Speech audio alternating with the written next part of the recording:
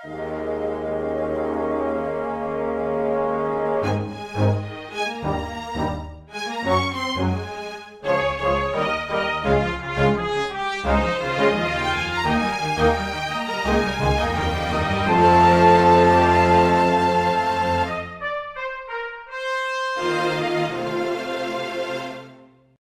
one and all, and welcome to Weekly Manga Recap. It's April the 6th of 2022. It's spring, or I don't know, wherever like seasons exist, which is not where I live. It's spring. We do not have any kind of like it's getting warmer, but it's still kind of crappy. Define warmer. So right now it is 56, and this has been on the higher end of what we've been getting recently. I think that might be like the coldest it got all year last year. So yeah. Well, on Tuesday of next week we're supposed to get into the 70s, so that's pretty excited. That's spring. That's where winter weather. Wow. Yeah. We'll walk out like a tank top and roller skates and just be like, woohoo! The season can no longer bound us. You in a winter coat? I hate this. Oh my god. This was a really crazy last week we had, wasn't it? But I feel like there's so much that we could talk about that isn't manga, but I've got so much manga to talk about too. Well, how about, Nick, you wrap it all up in like a quick bulletin point segment. Like you're reading off the news. Had a birthday, went out to cool restaurants, did an escape room with my family. We won it. It was a lot of fun. Yeah. There you go. Also, my favorite wrestler went back to the company that he went away from because he was wasted there, and now it seems like he's just going to be way more boring than when he left. So But you have your favorite, well, I was going to say your favorite back. I don't know where you consider your allegiance in the company war line. So I don't have an allegiance. I have a preference. That's it. So, and I think that's something that people don't like. We could spend an entire bonus podcast talking about purely the issues that fans of one wrestling company have in terms of defining what they don't like about the other company. And so, but audience, would you like to hear that bonus podcast? Let us know, where we discuss the wider situation of wrestling right now. Leave your comments on YouTube or tweet. I was actually considering being like, hey, Austin, do you want to just do an offshoot Magic the Gathering one-off podcast where we can talk about Magic? This is just be a thing. Just random one-off podcast about a tangential topic that normally comes up on WMR. And it'll be like wrestling as explained by Magic the Gathering, as explained by manga. That'll be the fucking worst thing in the world. It was awful. See, it's kind of like Lurgoyf, which is kind of like which is normally just kind of considered a creature type. Tarmogoyf's really the only popular one, but they all have a gimmick usually involving the kinds of cards that are in your graveyard. That is different, of course, than other archetypes that care about the graveyard. My blue and black deck that I ran back in the day, I actually still have it. The main win condition was getting a Lurgoyf out. Because I had 2 copies of it, and it was like the rarest card that I had 2 copies of. And I was like, well, I better do something with this. So load that graveyard. That was them it. All in. Yeah. Anyway, we've got a lot of manga to talk about. We do. I guess we should do that. But we don't have My Hero Academia to talk about this week. It is off this week. So we will have to find out what kind of superpower shenanigans happen next week. In the meantime, hey, look at these people in Undead Unluck talking to each other. I thought it was like a setup to a Nickelback joke, like, hey, look at these. And I was like, what rhymes with photograph that's involved at the start of this? Phonograph. Isn't that just like, what is a phonograph? I believe that a phonograph is like it has like a rod that records sound on it, and you have to wind it to play. Huh. I guess uncool could have one of those. That's All just right. shit old inventions. Yeah, he's garbage. He's unyoung. Boom, take that. Nick, let's talk about Undead Unluck number 105, Landho, which this is a chapter that went in a very different direction than I was expecting, and that's kind of the joy of Undead Unluck. Set up, what's that? So we open the chapter where Seal is talking to Ruin, and Seal's like, so you're the one who is entrusted with the power of regulation, the one who will be king of negators. And he's gonna be a mighty king. Yeah. So you amaze beware. All I can think of is the fucking video game. That was the fucking level that you just kept dying on. Yeah, that was messed up. You're like, man, I hate this. I hate this song now. Like, it just reminds me of how blindingly difficult this shit was. His grand parade to show how great he is. Oh, he just keeps dying. Wow. You're like, man, missed that hippo's tail. Yeah, I guess you drowned. Ain't gonna be waiting long to be king. You're dead as shit. Like, I hate this. It would be like if there was like an Aladdin game where like the whole new world like scene played, and it was just fucking like, it was just you getting hit by missiles over and over again. You're like, no, this is supposed to be. I believe that happens. Okay, it's like I believe in the Aladdin Game Gear and that era game. Yes, you do have to play through a whole new world, and yes, you can lose on it. It would be like if you were playing the Beauty and the Beast game and you're doing the ballroom dance and rocks keep falling on you. You're like, let me see if that happens. Hang on. It would be like if you were playing the Princess and the Frog game and during Friends. That doesn't exist. I was gonna say that's the trick question. There is no Princess and the Frog game. Oh my God, there is a Beauty and the Beast Super Nintendo game. Look it up. See if there's a ballroom scene. You had to dodge fucking rocks or some bullshit. Ballroom dance. It's just like the other things are throwing trash on you and you have to dodge it or something like that. You're like, why are you doing this? Anyways, back to the chapter at hand. Ruin is like, hey, why do you have our boy Andy? And Seal's like, oh, because I already fucking beat him. And Ruin's just like, you seem pretty confident about it, but if he was that good, then we wouldn't be necessary. So I think you're underestimating him. Seal takes offense to that and is like, no, none of you cretins are capable of creating rules. All you do is negate them. Where do you get off? And Ruin interrupts, being like, well, what now? Ragnarok is a month away. Now that we have been chosen, we have roles to play. Human players that have ruined the playing field, and inhuman NPCs who aren't serving their function. One side must be judged, and the other enhanced. Before God makes their arrival, we must carry out those tasks, restore balance, and usher in God. And as for me, I've made up my mind. I am going to kill every member of the Union. That way, none of them will exist in the next and final loop.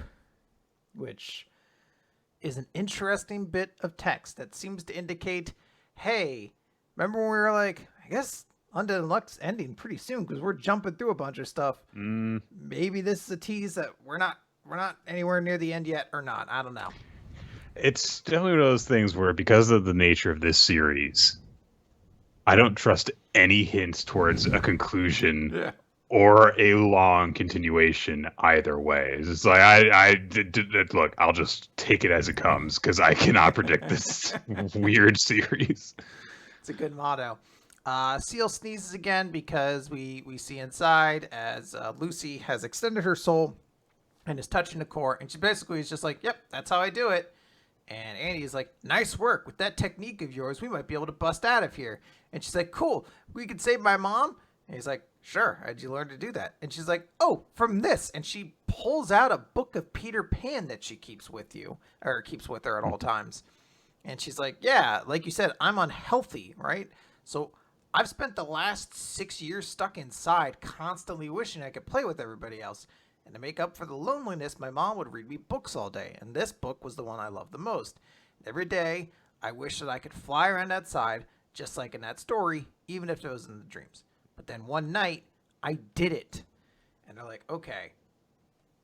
Andy just lays it down. Basically, you being unhealthy cultivated your imagination. and then the ghost rule got added, and you evolved it into astral body control. And he's like, that's fucking incredible. Like, it took me decades just to get things working with my soul, and here you are doing like full-on disembodiment techniques. You got to show me how to do it. And she's like, oh, I mean, it's not that easy. You just got to think of a whole bunch of wonderful things. It's Peter Pan, basically. And Andy is like, I mean, that's nice and all, but I need like actual steps. I need to know how to actually do it. And she's like, oh, you got to have something, right? Like dreams, aspirations, something. Andy stops and he's like, And he thinks back to all of his times in the past and having friends, and those friends having kids, and then those friends getting older and those kids dying, and how he, as undead, outlives everyone around him. And he says, I do actually have one. Don't laugh.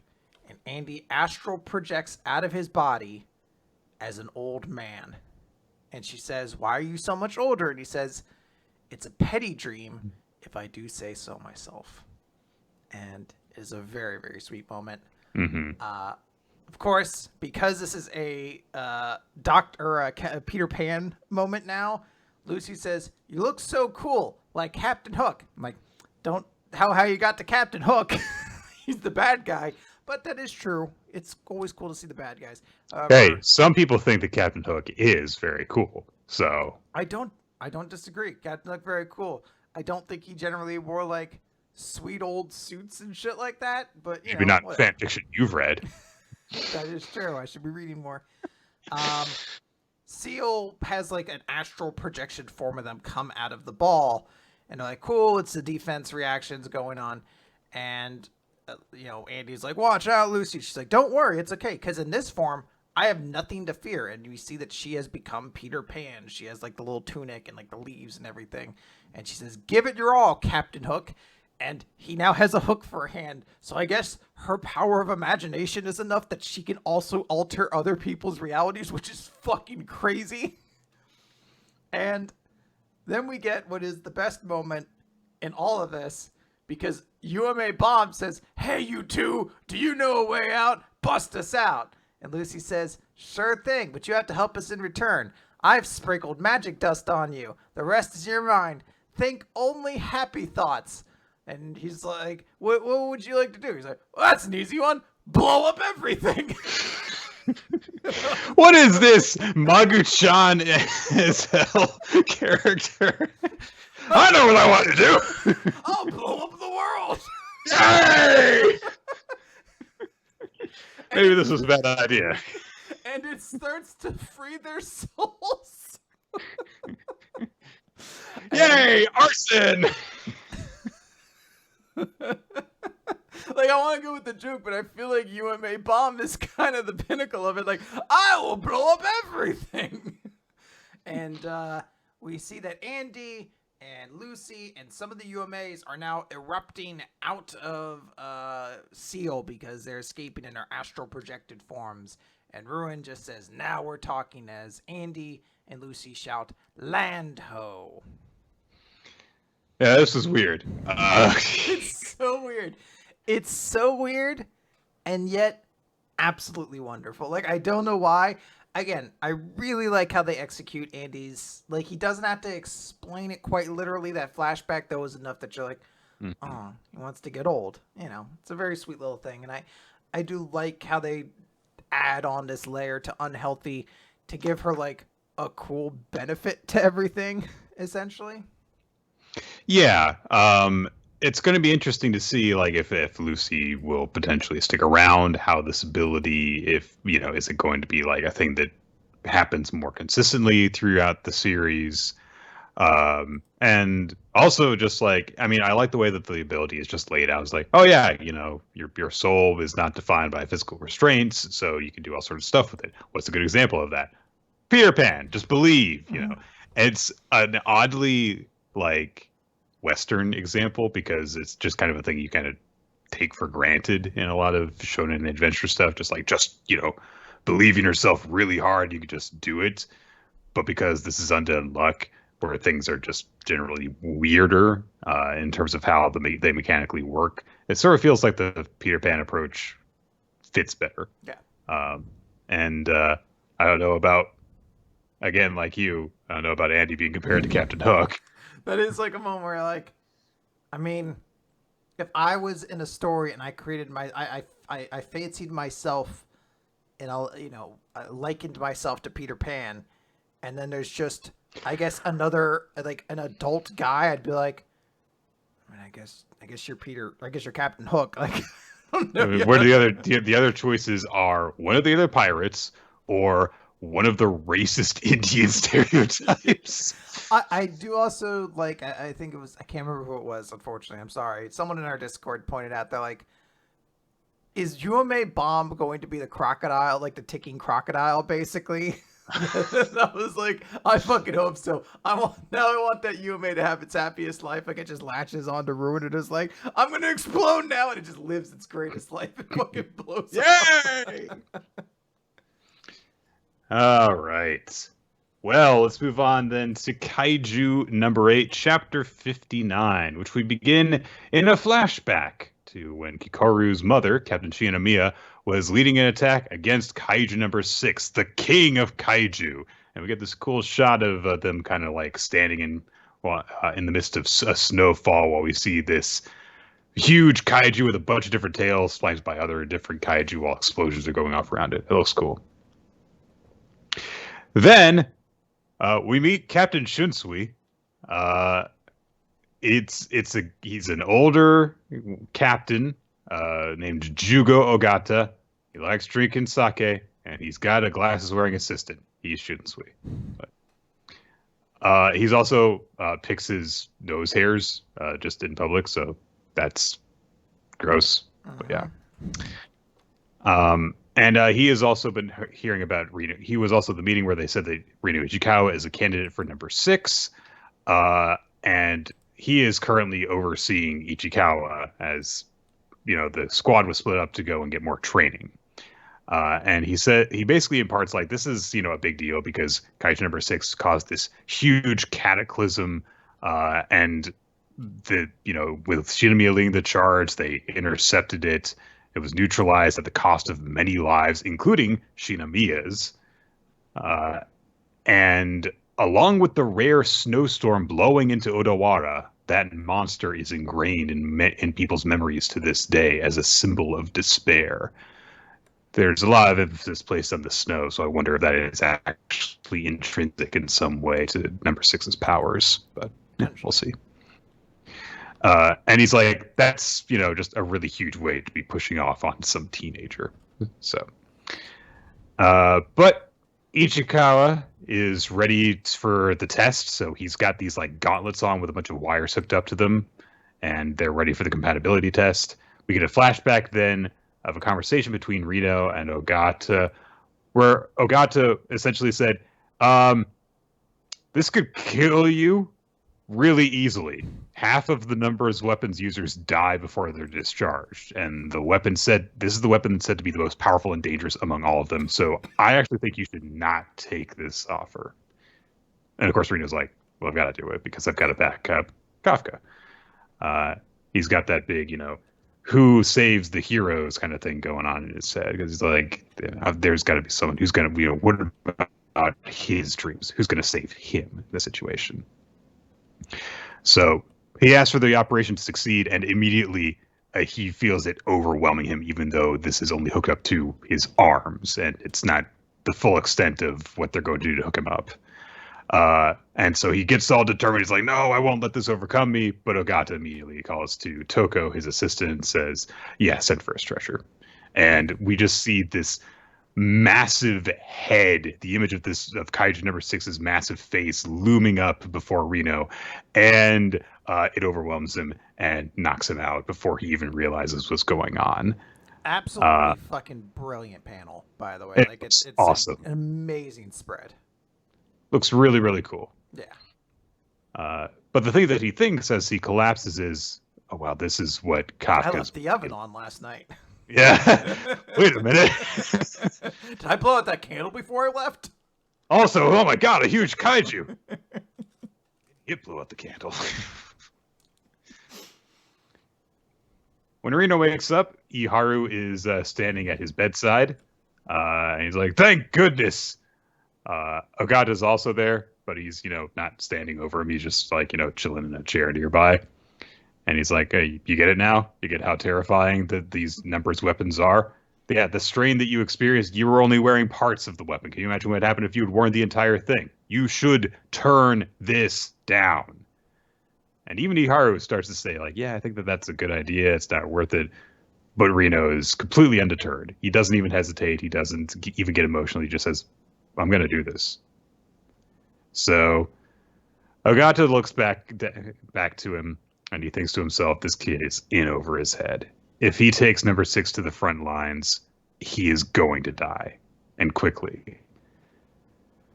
But he doesn't seem like he's going to listen to me. So he says, all right, I'll give you 1 month. And after that, I'm going to send you out to neutralize Kaiju. I'm going to find out for certain whether you're cut out to wear number 6 on the battlefield. So kind of a similar approach that we've seen with, with how Kafka has been treated over in the first division. Is like, all right, you've got a certain period of time, and that's just it. No ifs, ands, or buts. But with a very different attitude behind it, where Ogata actually does worry about this kid's safety ahead of anything else. So yeah, I mean, it's pretty cool seeing Reno get like this focus. Obviously, we saw it last week. Ari Gray in our chat also pointed out what you were mentioning before, the snow. He did seem to specialize with freezing bullets before, so I do like this idea of kind of giving him a like distinct feel with the way he fights and everything. And I do like, it's weird because normally this is a character where I'd feel like his motivations are very surface level and just like not that compelling. But maybe it's just from the fact that we've seen this character from basically the beginning and how he is just trying to be as good as Kafka because he feels like Kafka needs some support. I really do like seeing Reno, and I love how they execute the moment of him putting on these braces like, no one's going to beat me, and then boom, he's fucking out like a goddamn light just to show how crazy powerful this weapon is and why no one can actually just equip it. And then him getting up afterwards and being like, no, fuck it, let's do it again. Like, I'm going to master this. Like, it does a good way of making the actual challenge feel gigantic and then still giving you a reason to like this character in a way that just feels well executed, I suppose. Yeah. Yeah, no, I'm really into it. It was nice to see, more focus on some of the side casts again. And I, like we said earlier, really cool way to demonstrate the power that Reno's trying to take on by just having, it's like, hey, here's the face. Bah, that's it. Yeah. Right. Spy Let's Family. Talk about a no important issue episode of Spy Family. Spy Family Mission 62, Part 1. So it's another one of those weird numbering cases. Yeah. Yeah. Well, I don't know, Nick. I don't think there's going to be another part to this one. It feels like everything was wrapped up pretty nicely. This is a flashback to, let's call him Twilight's childhood, because they kind of firmly established that, yeah, this is Twilight before he ever got the codename Lloyd. And he also, his name is like classified even in the narration we're given. And his code name is Advisor. And one day he would grow up to have another code name, Twilight. So I guess we'll just call him Twilight for this bit. Sure. So we see him essentially playing war games with not that war games. Would you like to play a game? Or that war games, or that war games, or that war games. He's playing soldier with some other kids. And we see that, he already has a lot of the mannerisms of, when he will grow up to be a super spy. Like, he gets behind someone and points a gun to his head while like smoke is cloaking his face and he's staring really intently and stuff. So he leads his side to victory in this little game. And then, they're all kind of hanging out together and stuff. And then and they're all just like saying like, we're such good friends and stuff. We're the Four Musketeers. Yay. And they leave their playing spot together And then they go their separate ways, and Twilight heads home, and he sees that his father is home, and so he hides his toy gun behind his back, but his father catches it, and he says, "Were you out playing soldier boy with your friends? You need to be more serious about your studies and your future." And Twilight says, "Well, I mean, but we could join the army together and stuff." It's like, "No, you think they put a coward like you in the battlefield? You only get in the way." And when Twilight objects to this, his father slaps him across the face. Yay! Not fun. And so Twilight says, the thing that Twilight says that gets him smacked like this is, "Well, I can fight, and I'll kill all those awful monsters from the East." And his father says, "What, you know these Austanian monsters? You've witnessed their evil deeds. You've sat and talked with them. That's how you know what sort of people there are. There isn't going to be a war. You should hope for peace, not conflict." And Twilight gets so upset from, being talked down to and, physically abused that he snaps his toy gun in his hands and he runs into his room to hide. And his mother and father start to argue while he hides his bed. And he thinks to himself, "You're going to talk about peace when all you'll ever do is fight with mom." So, yeah, it's one of those really bad things where it's like the worst person makes a really good point. Because his dad is right completely. It's just that he's also a piece of shit. Yeah. So we cut to another day. And the boys are hanging out, and they then kind of get called over by some boys to help, by some older men to help out with some preparations for the town fair. And they, while they're doing this, they're kind of talking with the men, and basically Twilight says, "Hey, so is there really going to be a war?" And one of them guy says, "Oh, as long as you kids get to keep playing make-believe, we'll all be fine." But an old, crotchety old man who is waving his cane for emphasis to let you know just how old and crotchety he is, he said, "You're blind! The enemy just wants us to think we're at peace while they rearm!" So, yeah. Like, old man, crazy old man Johnson, you tell nothing but lies. "My name's not Johnson, it's Dick!" And that's why we There was one of me that only told the truth, but he got lost. You're supposed to talk to us to open up a treasure chest in the sewers. What are you talking about? That's not exact. I can only lie, but I'm trying to get as close as I can. It's a medical condition at this point. Wait, so if you can only lie, then how are you telling us this? Shut up! Don't question me! Do question me! That's what I meant to say. Please, God, don't smoke with me! No, wait! I meant...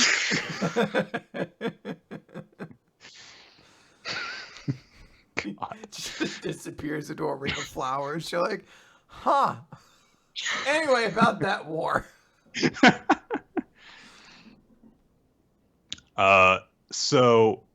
But while Twilight is talking with his friends, they're teasing him and saying like, "Oh, the army had never let a kid like you join because you don't even have a proper soldier uniform." And Twilight says, "They will too." And they're like, "Oh yeah? What are you going to do? Fight him with a hammer? You already busted your rubber band gun." So when Twilight goes home, he approaches his father just before his father's going to leave on a business trip. And he says, "Oh, I need a reference book for school. So can you give me some pocket money?" And his father's like, Oh, you're taking your studies seriously. Yes, of course. And Twilight just smiles and accepts the money. And he thinks to himself after he gets it, I just told a lie. And he very nearly confesses right at that moment, but he stops himself. And we just get narration that says, "That night, dinner tasted like ash in my mouth," which I think is a great moment of like, yeah, this guy who will go on to be false about literally everything because he'll invent entire identities and stuff. In the first moment that he lies, he's just, "This is awful. I hate this." So. So, as a result of getting the pocket money, of course, Twilight uses it to buy some new toys so that he can get, the special soldier set and stuff. He's got his own uniform and gun now. And so he goes to play with his friends. And they're like, oh, wow, yeah, it looks so good. Awesome. Now we can keep on playing and we've got proper, equipment for everyone. But Twilight looks down at the toy gun and he just says, actually, I don't think I want to play today. So he puts the gun down against the wall and he leaves. He's like, I'm just going to go help out and prepare for the fair some more. But he's still wearing his little helmet while he goes and talks to the lady who's running the croquette stand. And she says, do you think I would make a good soldier, to her? Just, the way that the little kids say stupid questions like that. And the woman just says, what would it matter? War is stupid and useless. Preach. And she says, look, I think you look a whole lot cuter with a croquette in your hand than a gun. And Twilight says, but Ostanians are like monsters with horns who eat other people. And the woman says, well, I've got cousins who live in the East. And if they had horns, it'd run the family. Do you see horns on my head? Yeah, kinda. It's a very Anya moment, actually. So, she teases him a bit. But Twilight is just left further confused by the whole situation. He's like, this is just so different from how I thought it'd be. And as he's pondering the helmet that he bought.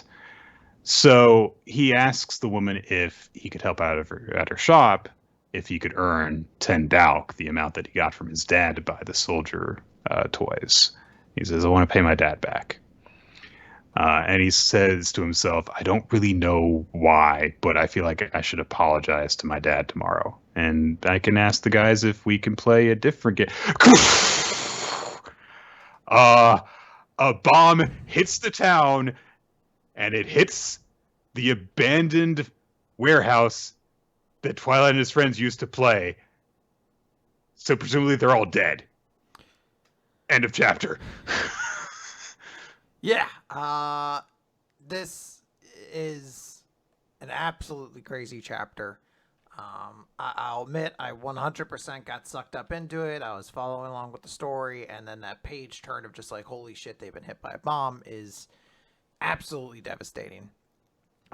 It would be, I guess, a little remiss to not mention the fact that this chapter has come out during a time in which the real world, and particularly events that have happened within the past week or so, give a context to this chapter that's very different.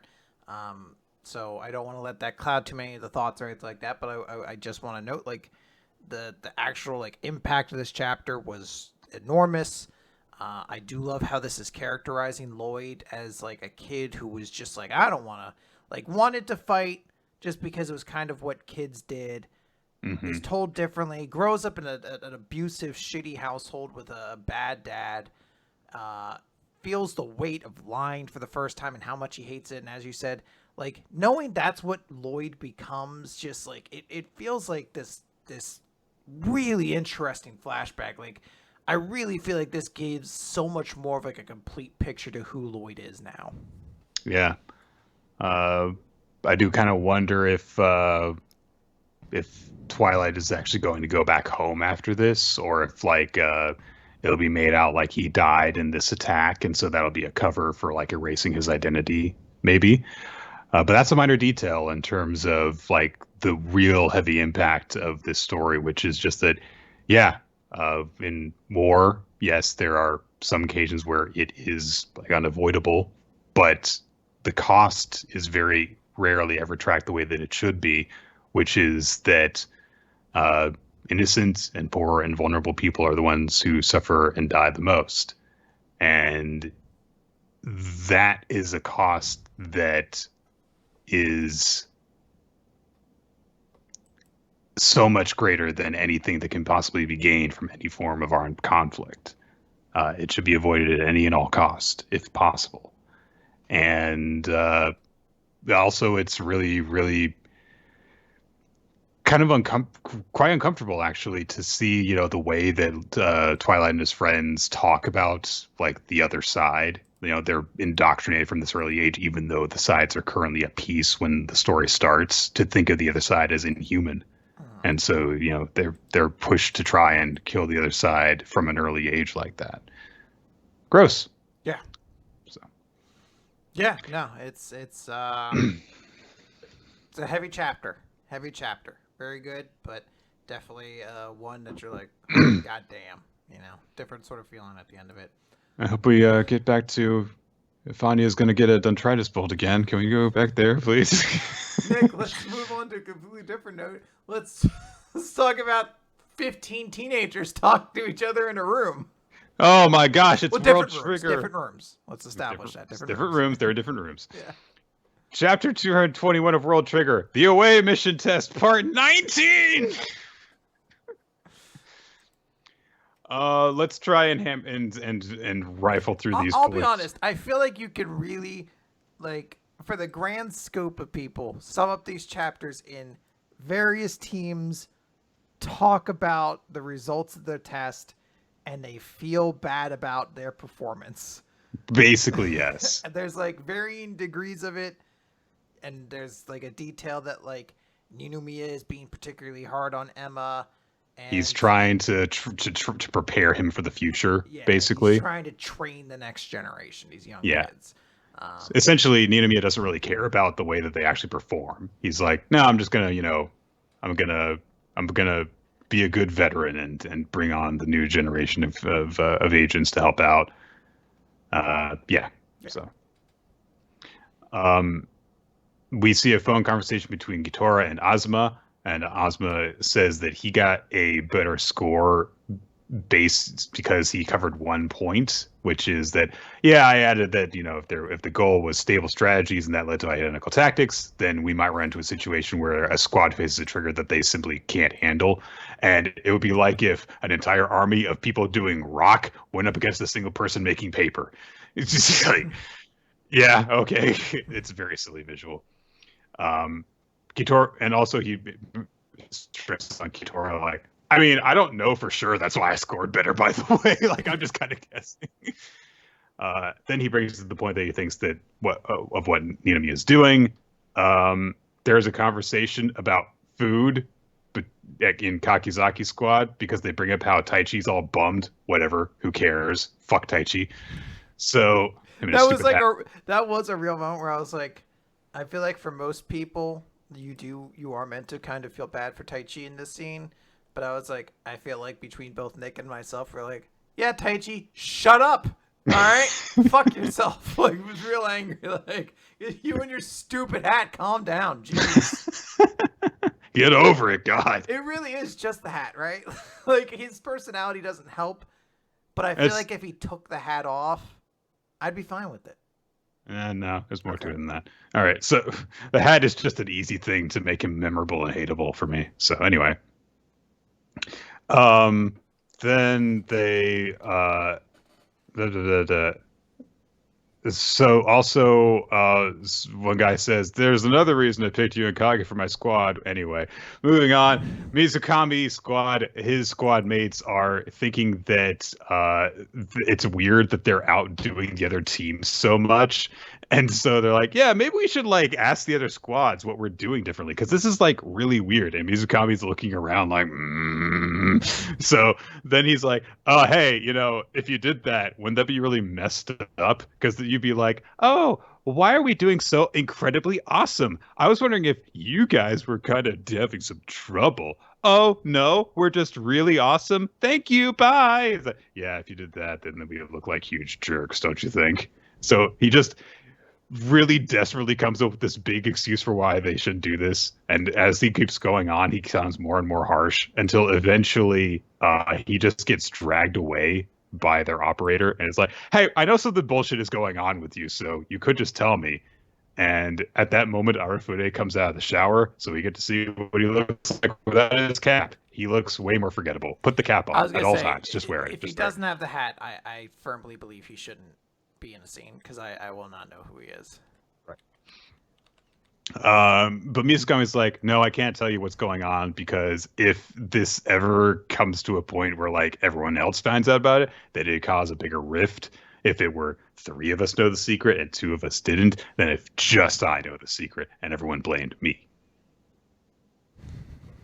Okay. Also, I just don't want to tell you. Yeah. Like, Also, I don't want to. yeah, pretty much.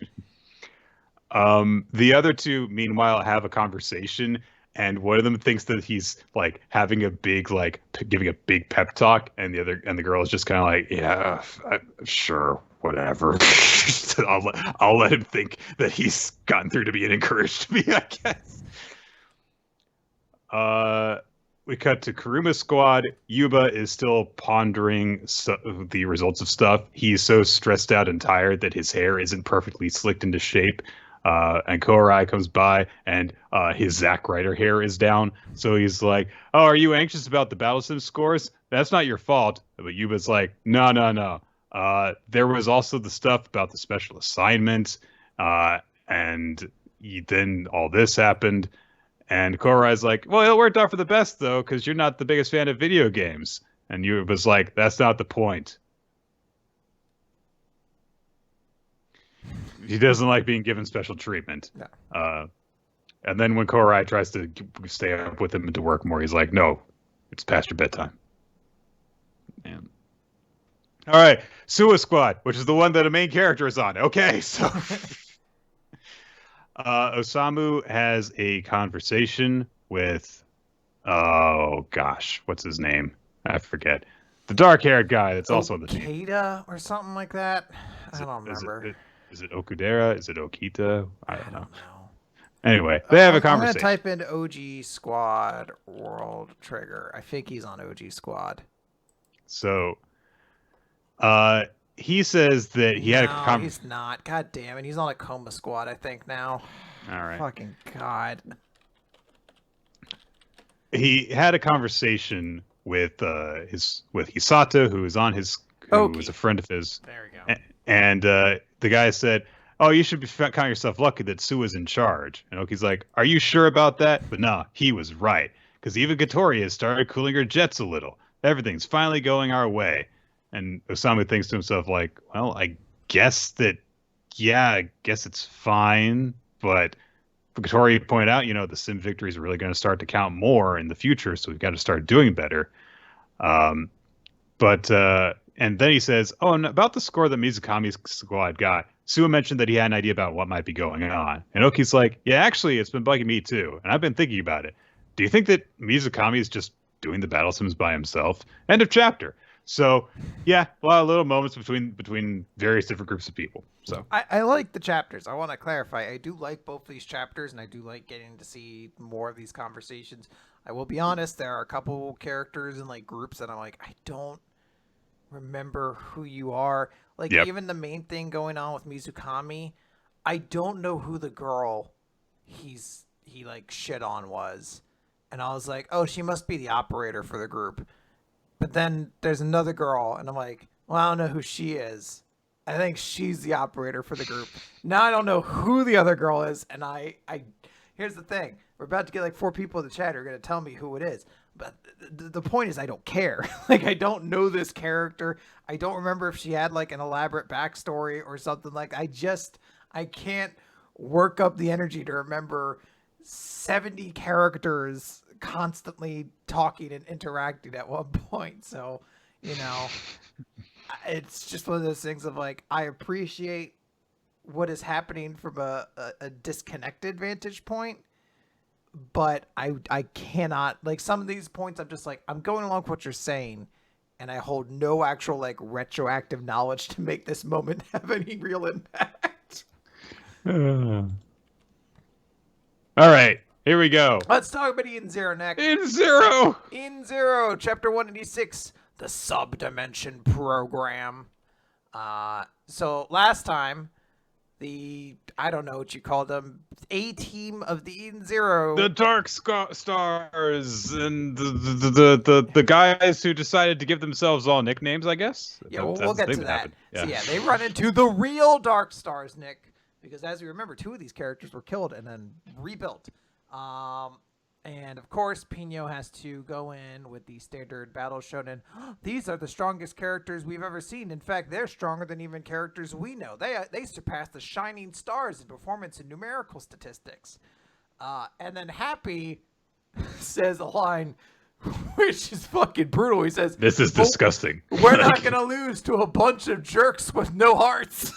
Yeah, it's like, what the fuck are you talking about? Not since Woody in Toy Story in Kingdom Hearts 3 walked up to young Xehanort and says, "You don't have any friends, do you?" And that's because no one's ever loved you before in your life. As a character who seems so disconnected to the situation, just cut to a very vicious core. Amor reiterates this point by saying, if you had hearts, those hearts would be pained at the thought of hurting innocent people. It's like, that's all right. Well, hold on. So Killer is just like, hearts. And Clown says, well, you could say we don't have hearts. Couldn't say that we do. We don't. You could say that we don't have hearts, but you can't say that we do. But you could say that we do. Because Brigadine says, we fight for the good of all mechanical life forms. That is our heart. And Lucy or Rebecca says, that's not really a heart, which is kind of racist. That's really messed up, honestly. No. No. See, you fight for the benefit of fucking machines, but yeah. You guys can have your own thing. It's not really like a real heart, though. It's not really hard. It's not really. You don't really have emotions, do you? Like, come on. By the way, the only thing dividing them, I don't like. It's such a weird, like, I know this is like the Kingdom Hearts kind of level of just like, you need hearts and love and light and all that bullshit. But it's one of those things, so like, they're just robots who care about other robots. Yeah. Half your crew are robots who you all declare have hearts. Yeah. For what tangible difference? Like, they don't seem to hate people. In fact, the fact that they loudly proclaim, like, hey, we're working for the good of mechanical life forms seems to indicate they have some ability to care about something besides themselves. It's not like they're like maliciously evil. So it's just like, what the fuck does that line mean?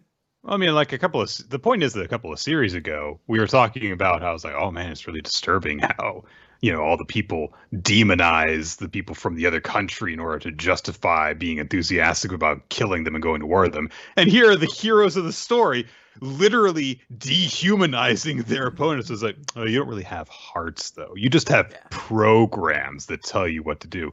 But how do you know? Have you sat down and talked with them and really understood how they feel about this? This is the first time. What I think really tickles me is this is the first time they met these people. Like, they've known them for 6 seconds. So like, look at this no heart having bitch over here. Well, we overheard. No, wait, that didn't even happen. I was gonna say like that they had talked to someone who had met these characters. But like, no, wait, that didn't happen. It was just that Jaguar guy who encountered them. We've literally only seen the Dark Stars do anything active once, and it was Killer and Brigadine trying to kill Bob Lucci, and they got fucking one shot. So it's a weird way to introduce these characters who are supposed to be way stronger. They're like, hey, we're gonna have a fight. But Killer activates a sub-program, a landscape pulse plugin. They're creating a new dimension. Whoa! And it transports all of them, separating them into individual one-on-one fights. And we open with Wise, who is in like an abandoned office hospital thing hallway. And he's like, where is this? And Killer's there, and he says, this is the sub-dimension program. We've created unique backdrops in which to kill you each individually. Unique. Yeah. It's a hallway. Unique. It's personalized to you and only you.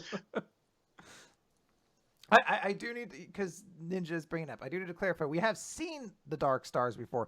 Seen them do something, though, is what I'm trying to clarify. We haven't seen them do anything to actually find them imposing. Killer says, I am Killer, the brain of Edens, and I will be killing you. And Weiss says, the brain, you don't look very smart in that department. What does he mean? Again, known these characters for about 35 seconds so far. What kind of a smart person would wear a weird metal suit like that? And then he says, I'm the flame of Edens. I'm going to use my heavy artillery to turn you to cinders. And now look, Nick, I don't like using the word cringe. I actively avoid it. I don't think it's a very helpful term. And, you know, everybody has their own opinions. I will say this is hokey as shit, though. This is the dumbest. Like, you know, I thought retroactively it was supposed to be a joke when Couch Po called herself the stomach of Edens. Because it's like, oh, she's kind of riffing off the fact that some of you guys have dumb, stupid nicknames like the Soul of Edens and the Shield of Edens or whatever. I guess everyone's just supposed to be some dumb, stupid thing of Edens, even when it doesn't make sense. What about Weiss says the Flame of Edens? What about Killer that we've seen so far says he's the Brain of Edens? Literally, the only thing we've seen him do is get murdered, and that doesn't seem very smart to me. Yeah. And if Weiss knew that, then he'd have a point. But he didn't. We cut over to Rebecca, who's on a top rope and almost falls off of it because it's on a top rope dangling in a giant circus tent.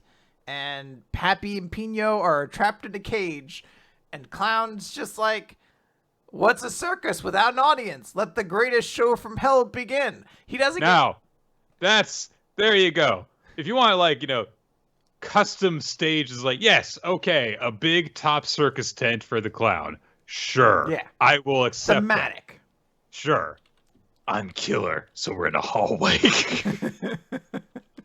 And what's really disappointing is we don't actually get Clown saying, like, I want him to be like, I am Clown and I am the funny bone of Edens. Like, I want everyone to have a stupid thing. Like, they get to, like, I am Wizard and I am the amygdala of the Edens.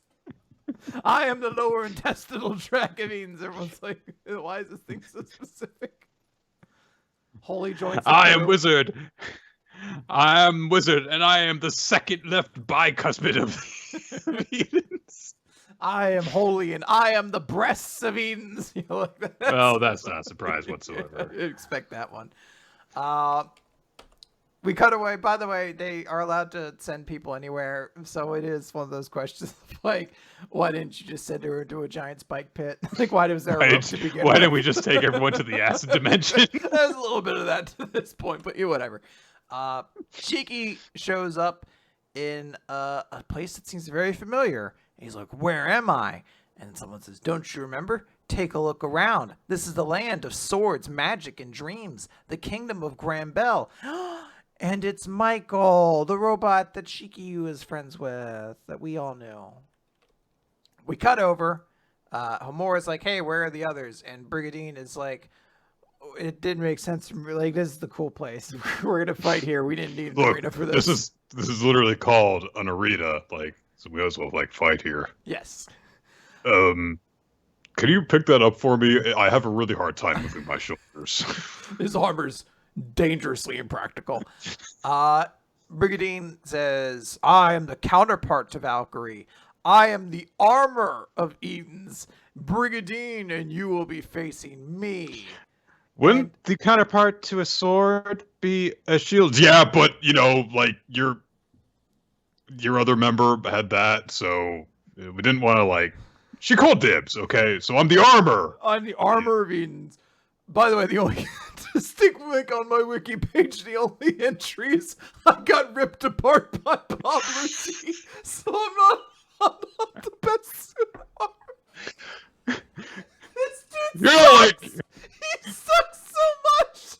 Before we start fighting, you're not like part tiger or anything, right? No? It's Part leopard? Part lion? Part puma? Okay, we can fight now. These characters blow. We need, like, I don't want to, like, advocate for the idea that we needed, like, another arc, but it really does, like, a disservice that the only thing we saw two of these characters do before this point was them dying, and then they show up to be like, oh, I'm gonna kick your ass now, and I'm like, well, history says differently. I don't, like, you got completely punked them last time we saw you. Yeah, instead of seeing them get taken apart, we should have just shown them talking a few times and had one of them say, desert, desert, desert, desert. Like, I really wish, like, there was, like, the Force in this series. So, like, when Brigandine's giving his big speech, fucking, like, Bob Lucci could be talking through the Force to Moore. It's like, you weren't much of a suit of armor when I ripped you apart, you bitch. And she's just like, I just want the characters to know that these dudes suck. Like, I want that to be how they go into this fight. Well, thinking that they're incompetent is just the same as thinking that they're inhuman assholes who don't have souls. So that is true. They are looking down on them quite a lot. Dead End Crow is fighting against the Eden Zero itself. He's like, this is supposed to be equal to the one. Doesn't look like it to me. Yeah, so Holy gets to get her own, I forget what they called it, dress, maid armor, some bullshit like that. Her own mech suit thing that's specialized to her. So boom, she's launched out. There we go. Also, she specifically brings up, don't you think your suits are like, this open cleavage is a little bit ridiculous? And I think it's Hermit just shoots back with, I mean, it's more than what you normally wear. Which is fair point. I was like, I guess that's a true point. I do like how they address, like, but why? Like, yeah, like, I can choose to wear like a low cut top because whatever. Why did you, when you designed the spacesuit, put a giant? I'm just bringing up the point that when you designed this suit, it wasn't with me in mind. Yeah. Like, if mine was the only one with the cleavage window, I'd be like, yes, absolutely. Thank you. This is the correct answer. But let's wrap this up because we have so many other manga to talk about. Shiki is being taunted by Michael and all the other robots who are dead. They're like, hey, no, we're actually here. And then Witch is there too. And she's just like, Lord Demon King. And he's like, no. And he slaps the hand away. And we see it's Wizard. Wizard transformed himself into the Witch for a moment to try to kill him. I do like the lines that they exchanged at the end, because Wizard's taunting Shiki and says, like, even though it's an illusion, you're still weak to this because of your human heart. And Shiki's like, no, it's because I have a heart that you won't fool me. So yeah, it's kind of cool. Kind of. There are little bits of this chapter that are better than others because it jumps around so much, but yeah, it's not great, and it does have that very weird note that it starts off on. You don't have a heart. Like, all right, fucking go off. Nick, real quick before we jump over, if you were to be posed, you have to give your grand hero speech. What are you of Eden's? Like, what is your title of Eden's? Skull. The Skull of Eden. That's actually pretty dope. That's pretty metal. I wear too many shirts with skulls on them not to know. It's like if we're naming ourselves after body parts, I'm not going to go with something like the gonads, okay? I am the lymph nodes of Eden's. I'm the cuticles of Eden. I'm the uvula of Eden's. I'm the hair of Eden's, but just like the hair that's like on like your knuckles, though, like that just that hair. The epidermis of Eden's. That's actually okay, I think. Yeah.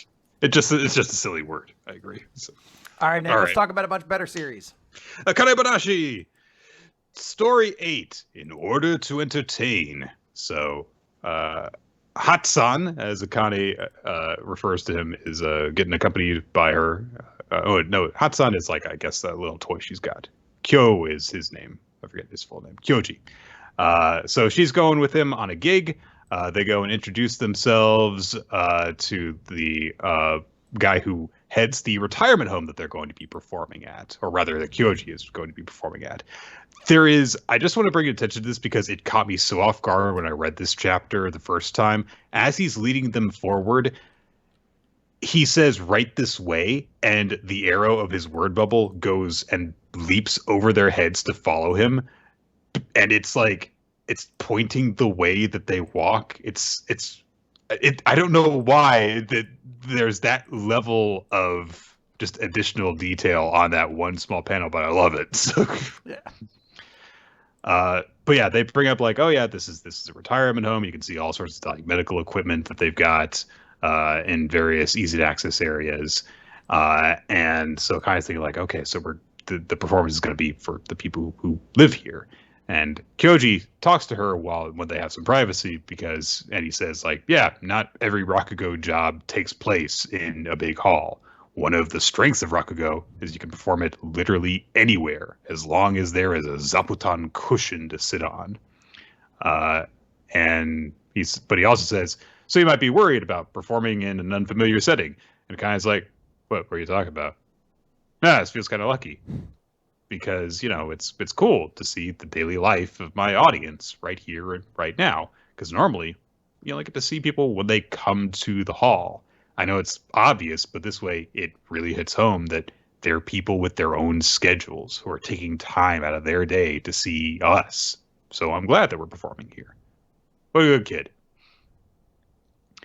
So Kyoji says, all right, we've got permission from the manager, so you can perform an opening act. You got 15 minutes.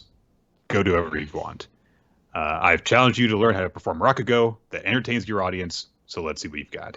So Akane ties up her hair into a ponytail and heads off and takes the quote-unquote stage. It's a very small stage. She's basically just on a box so that she's elevated while she's kneeling. And she looks out over the audience, and of course, there's a lot of elderly faces there, and it's a small audience as well. She says that there's less than 20 people there. So she recalls some of the advice that she got while she was working at Miku's pub. So he says, okay, first off, I need to get them to know me better. So she introduces herself. She says that she's finishing up high school and when she's going to be graduating. And then she says, yeah, and I'm going to become an apprentice Rakugoka. And there's a very sweet little moment where one of the women says, oh, you're the same age as my granddaughter. It's like, aw, isn't that cute? And she asks the woman, oh, and how can I ask how old you are? And she says, I'm 88. Oh, but you don't look a day over 87. Laugh. Nice light humor. And Kyoji's like, okay, she's doing a good job of actually feeling them out and testing the waters, which she's having a pleasant conversation in an old folks home, and there's a sudden visual of like steam drifting off of her. It's so intense. But basically, this is visualized as like she's baiting, essentially. She's going out with a hook and line. It's known as the Makura, the time to warm up an audience and get a feel for their mood. And so as Akane is doing this, she not only has this, very helpful input from this woman, she also notices that one of the folks there is very bored and is just staring out the window. So she kind of turns towards him and they match eyes while she starts to introduce the story she's going to tell. And she smiles at him as they match eyes. And we get this explanation from when she learned it for Miku, which is it's called last eye contact, where basically as someone is turning away, then you smile. So you give them their last impression that they have is a good one. It's a positive one. And so this prompts the guy that she meets gazes with to pay more attention to her. And Kyoji is observing all of this and is like, this is actually really encouraging because she is conversing with her audience. Even if you're not exchanging words, there's so much information you can get from each other just by gauging attention level and expressions and attitude. And from all of that, when you keep your mind on your audience, you can do so much. And yeah, she's done a good job learning from all of this. And now Akane is basically really ramping up her performance. We see that there is a visual of the person she is acting out behind her while she's reciting her lines. And that's where we end the chapter. It's the first time in a little while that we've gotten like part one of a little story as opposed to, and the point is all wrapped up in one go. Yeah. So. Well, we also are only 8 chapters into the series, so like finding like a real rhythm is a little bit different. This is a fantastic chapter. I love the little details. I love the little touches. And I think ultimately what really sells this chapter is the art. We've talked before about the expressions and how, it's very cool how Akane can look very goofy and silly to match like the pace of her story, but just the moment of like describing last eye contact and how they visualize it, seeing it through like the two of their eyes and like their pupils, seeing that moment. It was just a really well done way to execute it. It just feels really, really good. Like I like it a lot. I'm really excited to see where this goes. I think it was a great chapter. It's almost like a moment you would see, like, illustrating a turnabout in Yu-Gi-Oh! with the wang, the gazes matching. Yeah. Great stuff. Okay, we'll move on to Blue Box next. It's chapter 47, August 26, part 3, with the most cheesecakey opening page of this series so far, I think. Which, I mean, like, Mashima Hero's looking at this being like, what are you talking about? That's nothing. Breasts are barely gigantic. What are you doing? It is worth noting, like, the author comments this week was Miura basically saying, like, I wasn't sure if I should draw a swimsuit, like, title page or not. Like, I guess it's Jump. I guess I kind of have to. And I was kind of like, no, you don't. It's weird. You really didn't need to. But again, hey, it's not as bad as what has been seen many other times. So, you know. Yeah, let's get. This is the least notable thing. Like, in a chapter that has almost nothing happen in it. This is like the least notable thing I would talk about is like, oh, well, let's talk about the title page. Like, who gives a shit? Yeah. The notable thing about this chapter is that nothing happens. It's like, because we got the big setup last time that, oh no, Taiki and Chinatsu are stranded and they're going to have to stay in an inn together. And there's only one room available. They've got to share it and sleep next to each other. What's gonna happen? So Taiki, of course, is flustered by the whole situation. He reports to his family like, yeah, there's a landslide, so we were stuck, but it's okay. You know, we're here with the whole gang, so that, you know, his family doesn't know that he's just alone in a room with a similarly aged girl by themselves.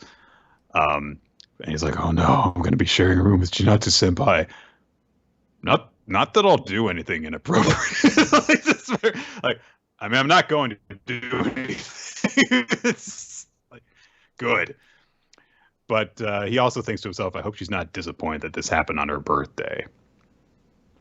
Chinatsu comes in. She's wearing a kimono, or a yukata, I should say.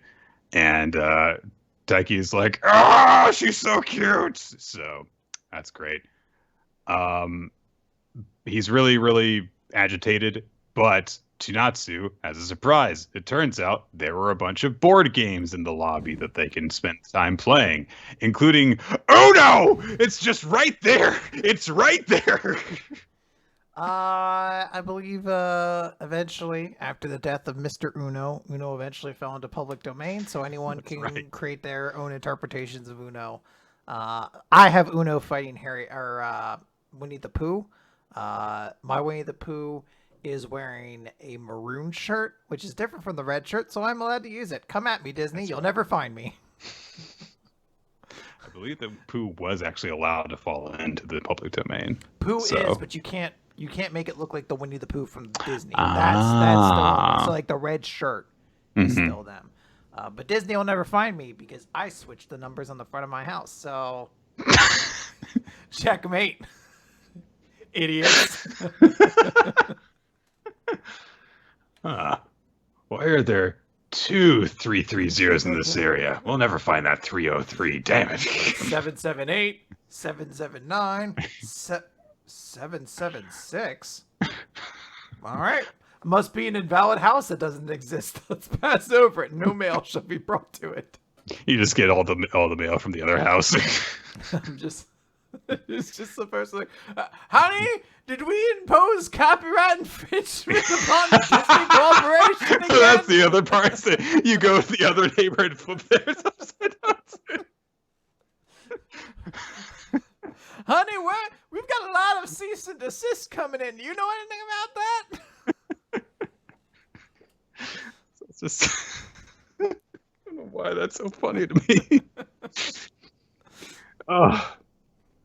So they've got some games that they can play, and Giannis like, yeah, let's have a board game blitz since we're having a sleepover already. And so they start playing, and it's like, yeah, okay. Chinatsu gets a call from her friend / teammate Nagisa, and oh my gosh, it's a video call. So no, Taiki better make sure he doesn't get spotted while she's holding the phone so the camera faces away from him. Anyway, he hides under the table. Yeah, I was like, he really over exaggerated. Oh, I gotta hide under the table. It's like she's like, check out my room or whatever. Yeah. Like she's FaceTiming, like. Right.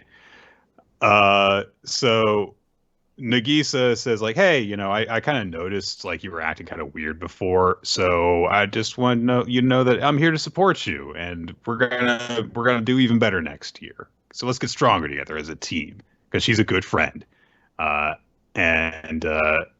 she says like, but I mean, like, I wanted to reassure you and stuff, but honestly, you already look more relaxed. You seemed way more stressed out before. Oh, and you're wearing a yukata. Wait, are you at an inn right now?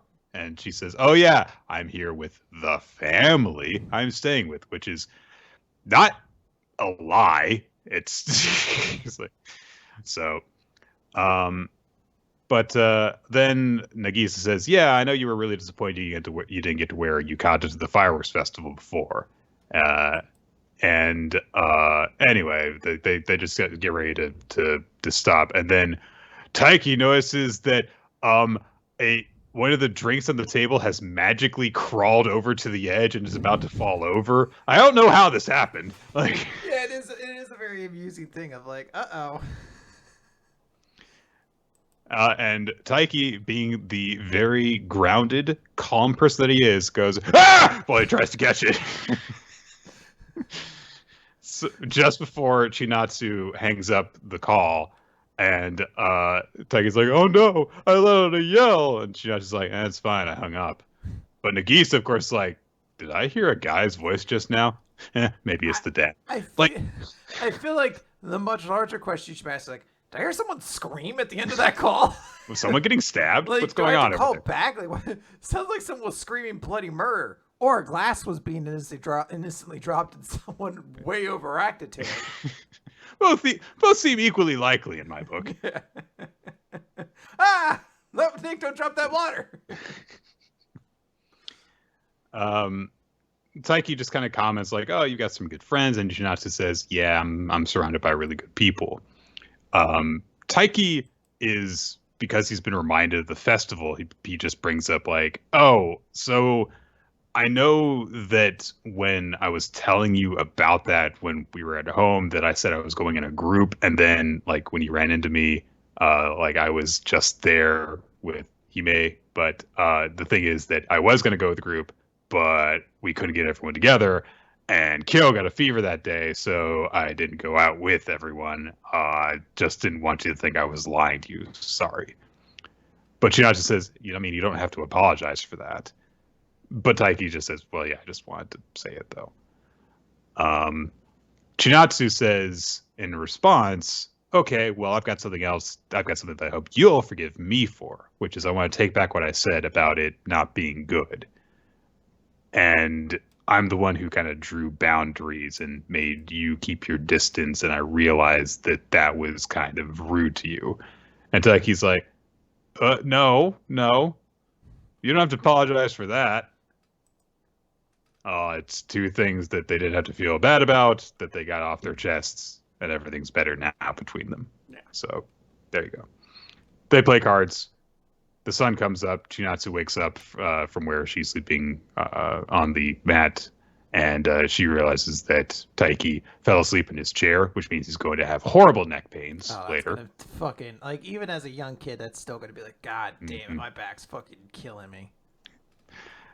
So she goes over to him. He's still sleeping, and he like slumps over, and she like mimics him as he's slumping over, and then laughs when he jerks back upright. So she's amused, and then she wishes herself good morning on her first morning as a 17-year-old. So I don't know why, but it's like the moment that actually sold this chapter to me is her doing the head thing. Oh yeah. I was like, I don't know why, but that's like such a like adorably human thing to do that I was like, all right, I like you a little bit more, Chinasi. That was like a thing a person would do that felt spontaneous and kind of weird, and you know, it was amusing to me.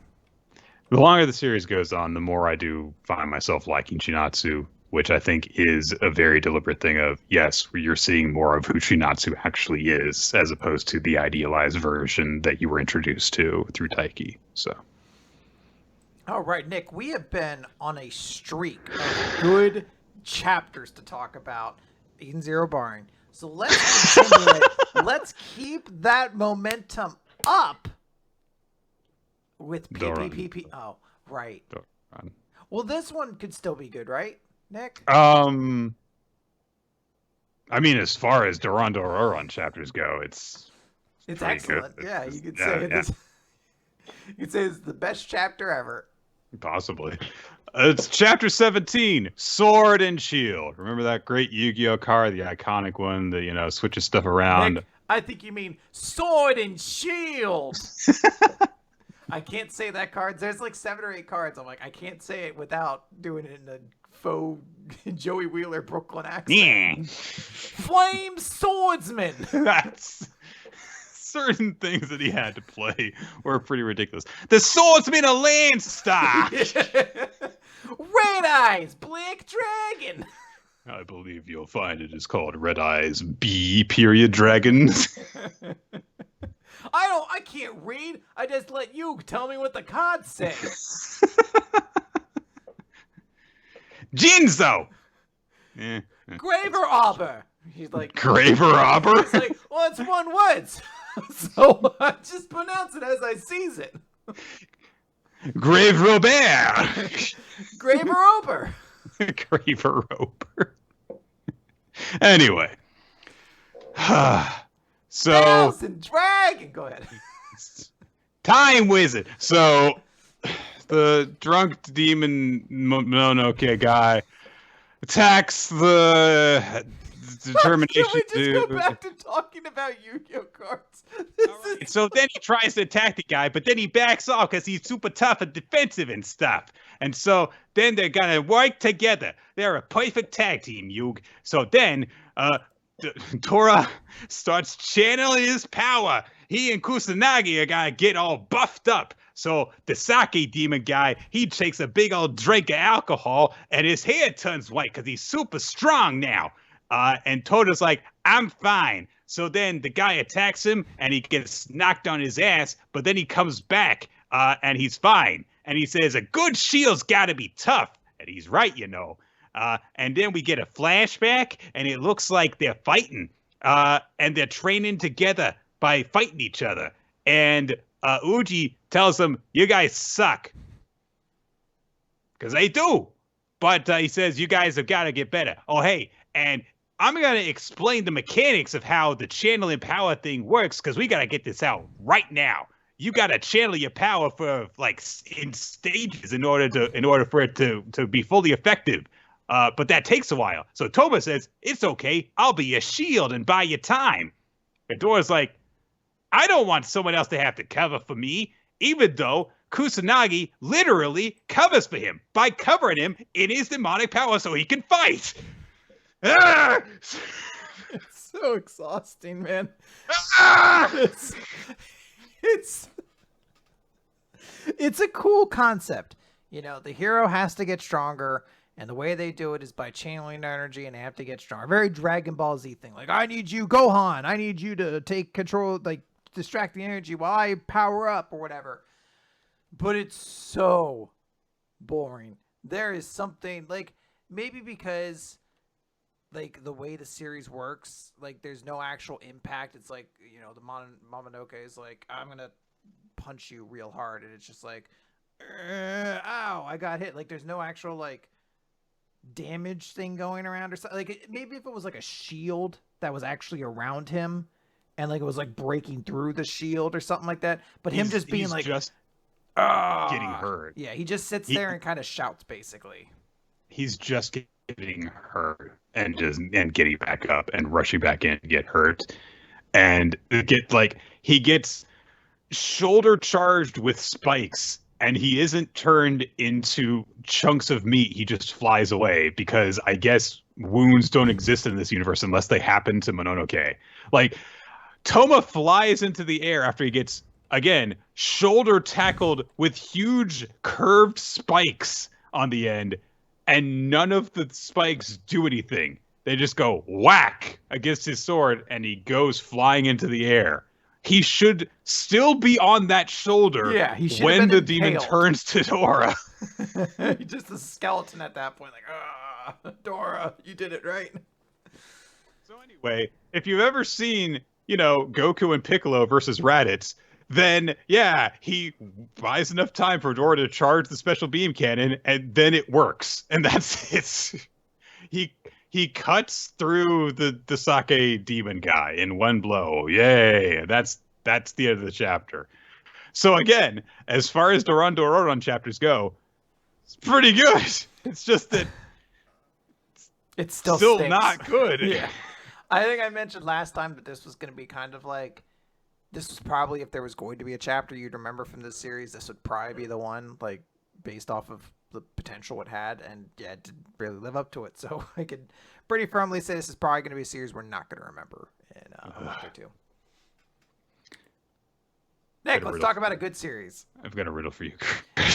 Well, before we do that, I have a name for this segment. You do? Provided to us by the excellent Ninja X3i, who says this is podcasters postulate poetically phrased professional pretenders. That's very good. Yeah. That's full marks. That's a very good description. We also, by the way, I have one for you, but it's not for me. Someone sent me this. Okay. All right. I'll start off with mine then. Okay. All right. Pink-eyed powerhouse pushes for plentiful protein portions. Ryback? That's right. Yeah, feed me more. Feed me more. Such a cool concept. Such a hideously untalented performer of the dangerously awful person. Just bad. And then he decided that the way that he was going to fix his gimmick was to say how much he liked The Secret in a wrestling ring where he held up the book, The Secret. This one is from Zambe87. Zambe says, potent, powerful person plays with poor Peter. With poor Peter? With poor Peter. I mean, is this Macho Man? Randy Savage? Macho Man Randy Savage, Nick. Bonesaw is ready? Bonesaw is ready. Potent, powerful person. Oh, because macho, potent. Yeah, okay. I get you. All right, yeah. It's an excellent one. That's a great way to refer. I was trying to think of Macho Man at one point, but going the Bonesaw route is a good choice. I will say, if anyone likes, because I think I got my Funikai one out. I'm probably retiring from the PPPPP riddle guessing game thing. But if you would like to send one to me, I will take it into account, and I can challenge Nick with those then. All right. Chapter 27 of PPPPPP. Buy Your Fairy. Look at this. It's a color page because this series is going to last longer than I have time to think up more riddles because I've made a mistake. I shouldn't have never tried to do this. I've added this to the recap being like, Nick, it's probably going to end in like 6 chapters, but we're going to have fun those last 6 chapters. And then Blue Box will come in. And Blue Box did make it in. But this series is sticking around. And I'm glad it is because this is still a very excellent series. But yeah, I'm so glad that we decided we did handcuff ourselves to a bit though that is going to reach critical mass sometime. I'm glad that we did just decide to just add Blue Box rather than waiting for this one to finish because I feel like we would miss a lot of stuff. It ends before Blue Box ends. All right. So last time Maloli confronted Mima and said that it was her fault that she was upset, but she doesn't explain herself yet. Instead, we get some narration from Maloli's perspective to explain why, but only tell us, the readers, and not Mimin, sorry. And so she says, so I have the power to distort the world. It's interesting and fun, and I love it. I love my own genius. And at first, everyone said it was weird, and no one ever praised me for it. But I never gave up or let it get me down. I kept playing, and more people started listening until I became #1. And back then, I didn't even think about giving up or letting it get me down. I was free. The best way to describe those days is that they were comfortable. Every day was wonderful. And Maloli presently takes the stage, and as she does so, she looks over at Mimin, and she thinks to herself, when she plays, she evokes cute fairies and beautiful trees. And I knew that, so it didn't present much of a problem.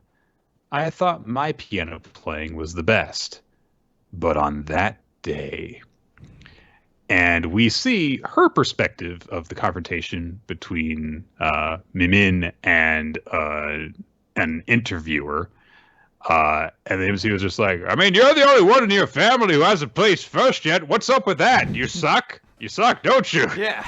Answer my question, 10-year-old girl. Like, what the fuck, dude?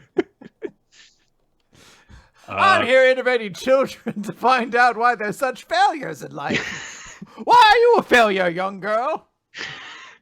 I look like Albert Einstein for some reason. It's all just old people here. Chopin, Albert Einstein, somebody else like that probably. But why do you suck so much? Also, how was your 11th birthday? You know why you didn't get the present you wanted? Because Santa hates you. Santa doesn't give birthday presents. He's not giving you anything when you suck this much. Your comments? Again on your sucking?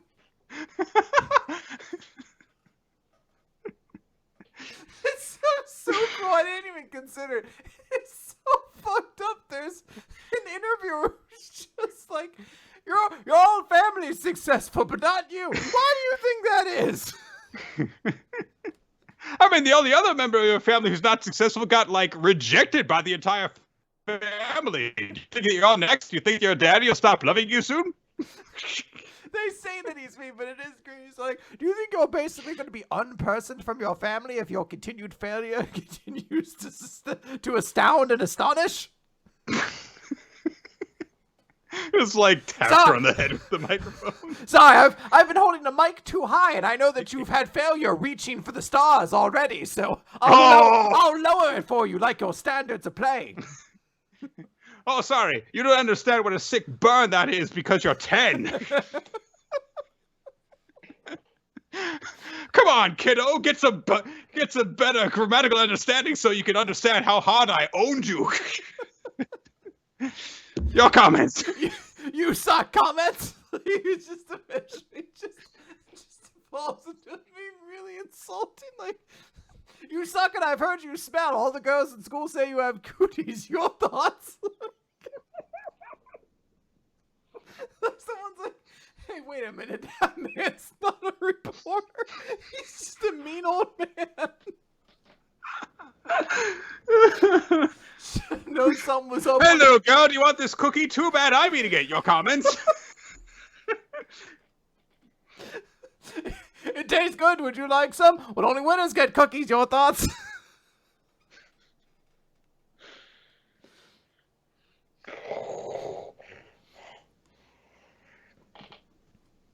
Anyway, this character shows up in 2 panels of the series, so thanks for coming by. Alright. So what Mimin has to say in response to this anyway is, I just want to play like Melolin, so I'm going to play however I want and get first place and be free. And so she played. She played effortlessly while looking so innocent. And basically, Mima just goes, hey, so that girl does distorted playing and I love her. So maybe if I like conjure those trees I normally do, maybe I could distort them. Let's give it a try. And she just does it because she's a fucking genius. So she can do that kind of thing. So Maloli happens to see all this on TV because it's a special TV broadcast for the Otogami families playing.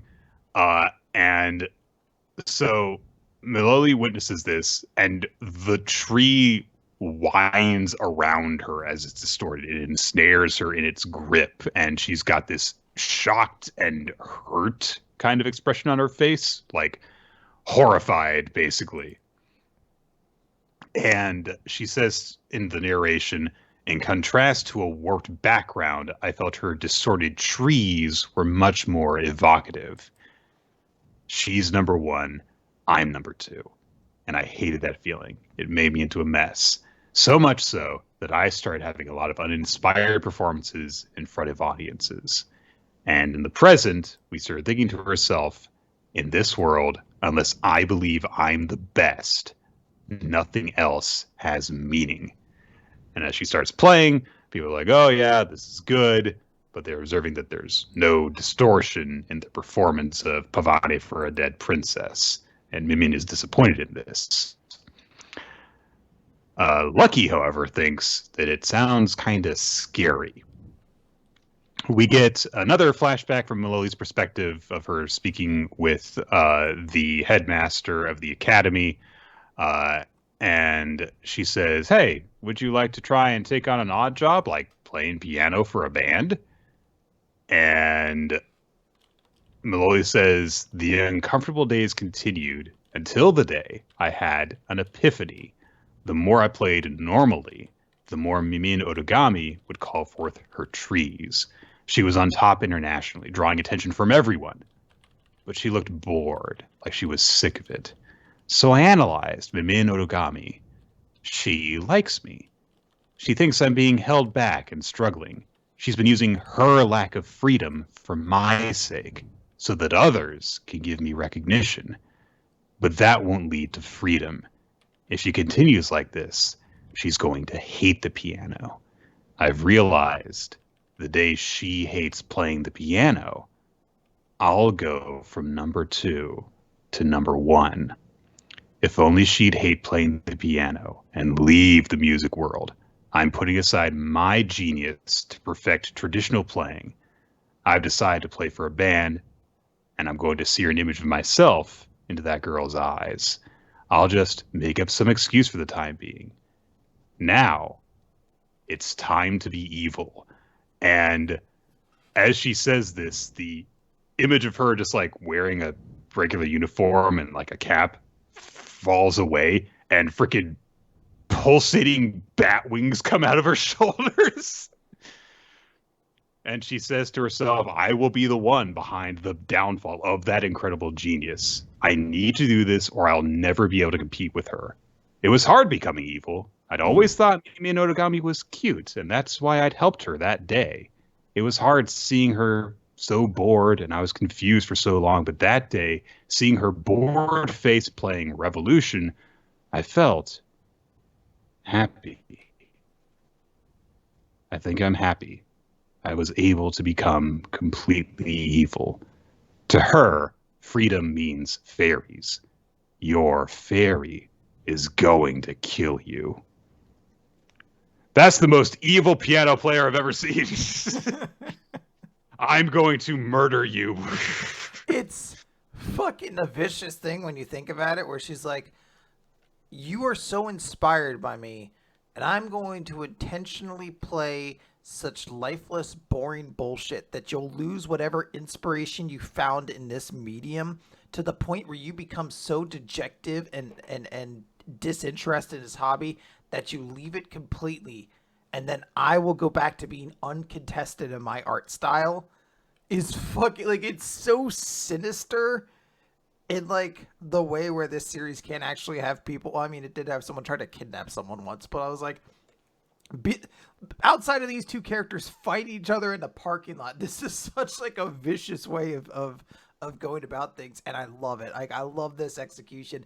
It's a little on the nose, but like, I like even her saying like, I will become completely evil. I've become evil, all that sort of stuff. But like, fuck, man, it's doing it for me. I love this turn from Melody, how she's suddenly got this very interesting personality of just like, I'm playing like bullshit, So you'll just never play music again because you'll lose all passion for it. You won't even have a reason for wanting to play anymore.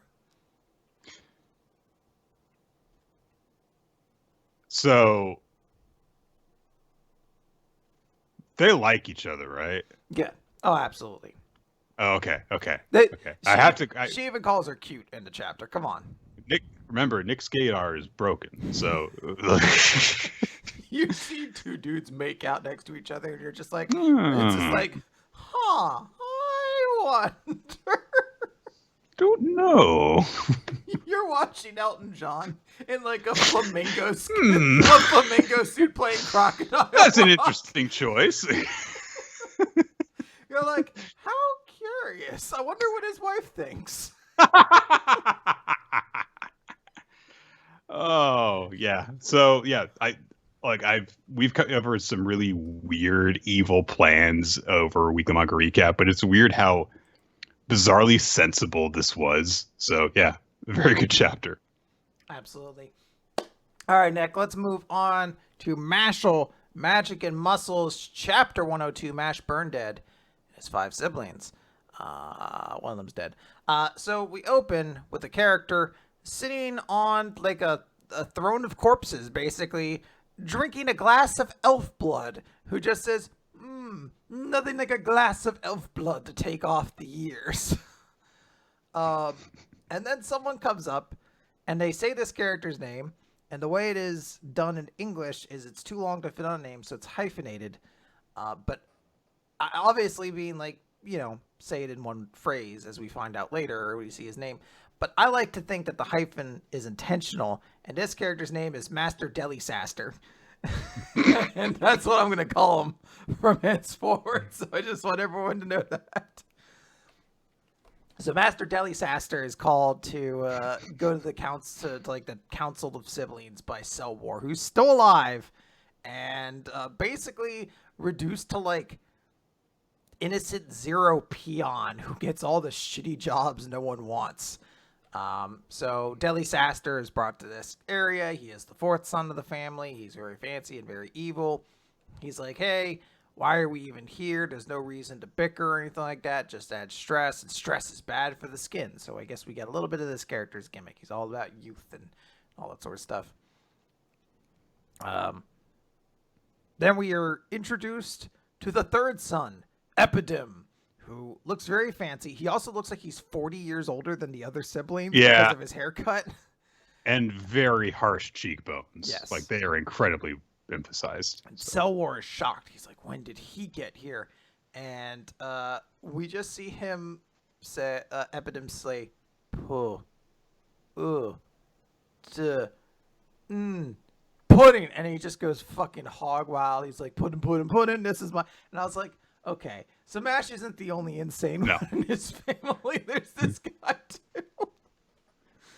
Also, I want to bring up, it's almost like he's singing a song to himself, but there are no music notes in his speech bubbles at all. So he's basically going, puddin', here are my puddin', puddin', love child of eggs and milk, come into my arms, my sweetest of sweets.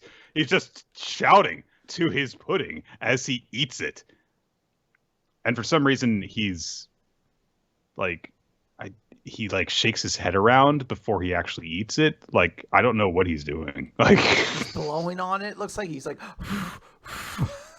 like maybe eats hot pudding. I don't know. Cellwar's just like, cool. Anyway, I'm glad you're here so soon after killing all the giants. And like, I hope we didn't interrupt you. And he's like, oh, I finished that already. And then Cellwar's like, but giants are built like fortresses. And he already disposed of them. And then Innocent Zero's like, I've been stabbed by a sword. But it was actually the 2nd sibling who tricked him. The Famine is his name. And he's like, yes, that expression you made was delightful. If stabbing you with a fake sword is that much fun, I wonder how much joy stabbing you with a real sword would bring. And all of the siblings are like, what a weirdo. He's weird. Unlike us. We're the normal ones. And then, of course, Master Doom shows up and is just like, hey, if you're planning to... He chops off Famine's arm. by the way. Yeah, I have to assume that's not going to mean much in the long term. But he cuts off his arm and he's like, I don't enjoy like pointless killing, so don't kill Cell War. If you're planning to upset me for your own entertainment, you'll suffer for it, brother or not. And like, oh wow, he's very intimidating. Boom, and Zero shows up. He's like, hey, Domina's dead. Regardless, we're still going to commence with the plan. We have the Wand of Beginnings right now. 1 month from now, the day of the solar eclipse is when everything's going to happen. But hey, Mash Burndead has turned against us. So, watch out. And like, is he really that tough? And it's like, yes, but I think he's holding back without realizing it. And if he learns to free himself from his shackles, he could be much stronger. I'd like to fight him under better conditions to see him at his best. They also note, you always get us worried for nothing. Yeah, you're overestimating the guy. Like, okay. I feel like Innocent Zero should be the one to be like, no, I can follow that up. He's stronger than you think, but he doesn't. He's basically just like, we had the Wand of Beginnings. Let's start me down the path of godhood. And that's kind of how the chapter ends, is like a spell is cast and darkness kind of covers the table. This was possibly the most nothing chapter of Mashle we have ever read. We're just introduced to a handful of characters, and I do like that one of them is just a complete weirdo. Like, I was very thankful we had that, because I was like, if they're all just try-hard, like, cool characters, I'm not going to like them. But I like that one of them is just a big, dumb idiot who's just like, pudding. Like, it's just that weird humor that Mashle does where I'm like, I don't know why I'm laughing. I guess I just am because it's so ridiculous. Right. Okay.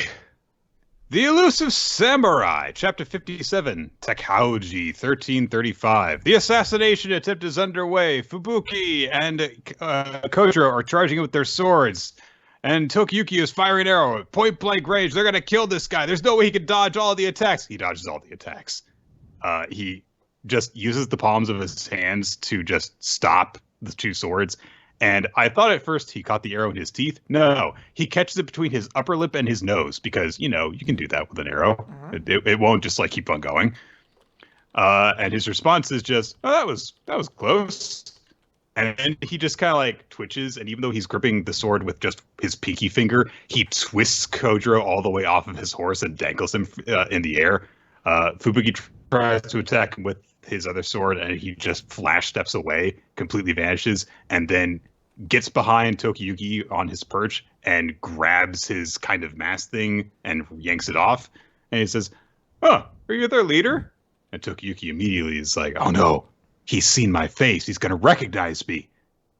And Takauji just says, "Well, I suppose your father died in the fighting, so it's natural that you hold a grudge against me. But, you shouldn't throw away your life. Now that I get a good look at you, you look like you're just 10 years old. And there's so much to enjoy in this world, so abandon your hatred and learn what the world has to offer." And Tokiyuki realizes, wait, you don't remember me? And Takauji says, "Oh, have we met? Oh, I'm so sorry. I forget people so easily. Oh, I'm sorry. I just like to focus on the future, and I have such difficulty remembering the past to my retainers and all that stuff. And so I'm sorry for offending you." And he is clutching Tokiyuki's hand between his own and bowing before him and stuff. And Tokiyuki thinks, I remember all of this, his voice, his face, even his touch. But he doesn't remember anything. So he rips himself away and he demands to know, why did you have to destroy Kamakura? And Takauji says, why? Even I don't really know. I mean, it's just kind of how things turned out. And we get narration that indicates, no one really knows why the Kamakura shogunate fell. I mean, it had been weakening, but it was still stable when it suddenly collapsed. So scholars don't really see any clear reason why warriors across the land suddenly turned against them. And Takauji in the present is got this great moment of inspiration. He says, "Oh, hey kid, can you write verse? Can you play a flute? Can you dance? If you serve me, I'll see to your needs. So, you could be my retainer and live a comfortable life by my side. And that would be very pleasing to your deceased family, I'm sure. That'd solve it. Lots of fine clothes, tasty sweets. Yeah." And we get narration to explain this, but it should be obvious enough that, taking on the children of your fallen foes was seen as a great insult. And Tokyuki looks angrier than he ever has before. And like Takauji had given him a pine cone as like a little thing of like, oh hey, here's a little gift for you. We'll be buddies now. And Tokyuki cracks it apart in his grip. And he's like, we're gonna fucking fight. So Takauji's like, right. You came to kill me. Okay, I should honor that. Right. I guess I have to kill you. That's like anyway, the terrifying moment of just like, holy shit, like fucking 30 eye monsters like pouring at him. Like, oh my god, no. He turns into a horror manga page with a vaguely human body. And everyone is so taken aback by this that Tokyuki is immediately shocked out of his rage and is just, staring at him. And Fubuki realizes, I had no idea he was such a monster. He's evil, unaware of itself. Though he lives without malice, he drives people mad and takes their lives. So he rushes in to try and help, but even he is intimidated by the image that he sees, which is this like skeletal four-armed creature that also is a tunnel that is also a mouth. It looks really cool. So Tokiyuki instead has to try and save Fubuki. He tackles him out of the way, and they fall off the roof together, and they get caught by Genba and Kojiro, and they're like, run. So they get to their horses, and they start riding off immediately, but Takauji has immediately gotten to his horse and is pursuing after them, and even though they're very skilled at fleeing, this guy is right on their tails. But just as it looks like they're in great trouble, suddenly, Kusunoki's horse pulls up alongside Takauji, and he says, "Oh, where are you going? I prepared a feast for you." And that's where the chapter ends. Yeah. Cool chapter. I mean, what's his name? Ashikaga. Very cool. Like, just a good antagonist where you're like, oh man, this guy's annoying. Oh, he's so aloof. Oh, he's so silly.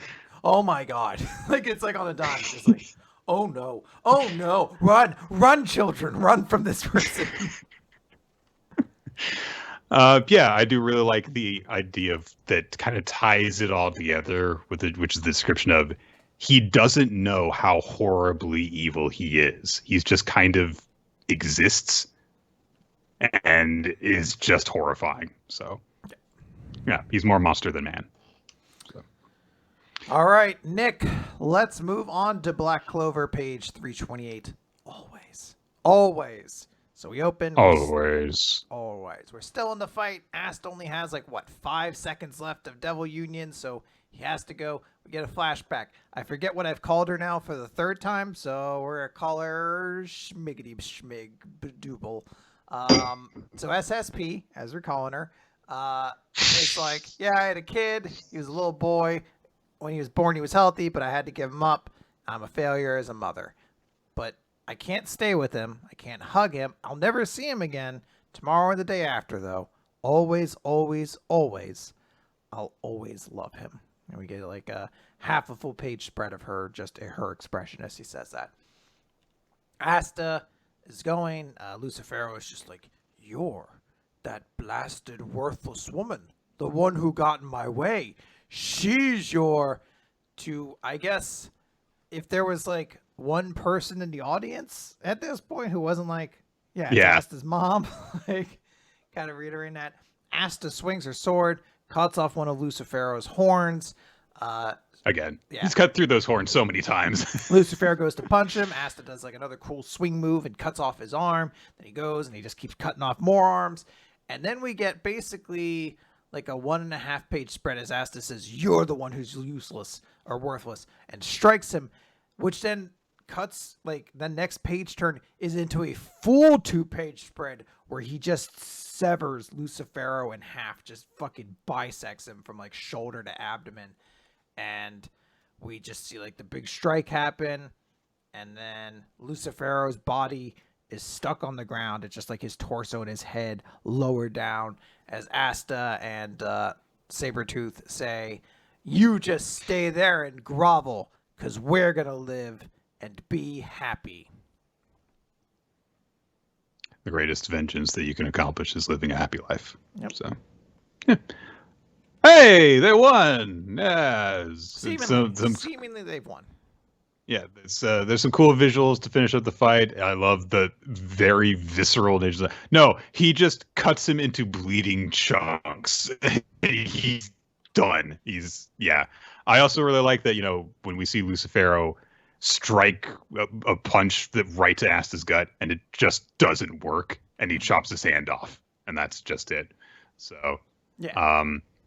I feel as though this would be kind of a moment that you would want to see like animated, so you can have it paced out in the appropriate, deliver it to you with the right tempo and stuff, because it's a little bit weird. It's like, hey, let's revisit the thing that we established before with the mom and everything, but it's good still. So yeah, it's a great sentiment, and I think the moment that'll probably stick with me for at least a little bit is that 1.5 page spread that then turns into a 2-page spread. It's just a great moment to like really drive home that final blow. Mm-hmm. Yeah, that better be the end of the fight, because like I don't know what the hell else could happen. Devil Union's done. They've done all the sentiments they can.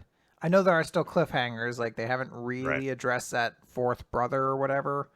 Well, there is also the other devil that's just hanging out watching this. Yeah. So, yeah. Okay, let's finish things off with One Piece. Chapter. All our friends are here. 1044. 45, next level. So Kaido has witnessed before we start this, I guess it's public domain, I think, at this point. I'm just gonna start doing the Benny Hill theme music. Anyway,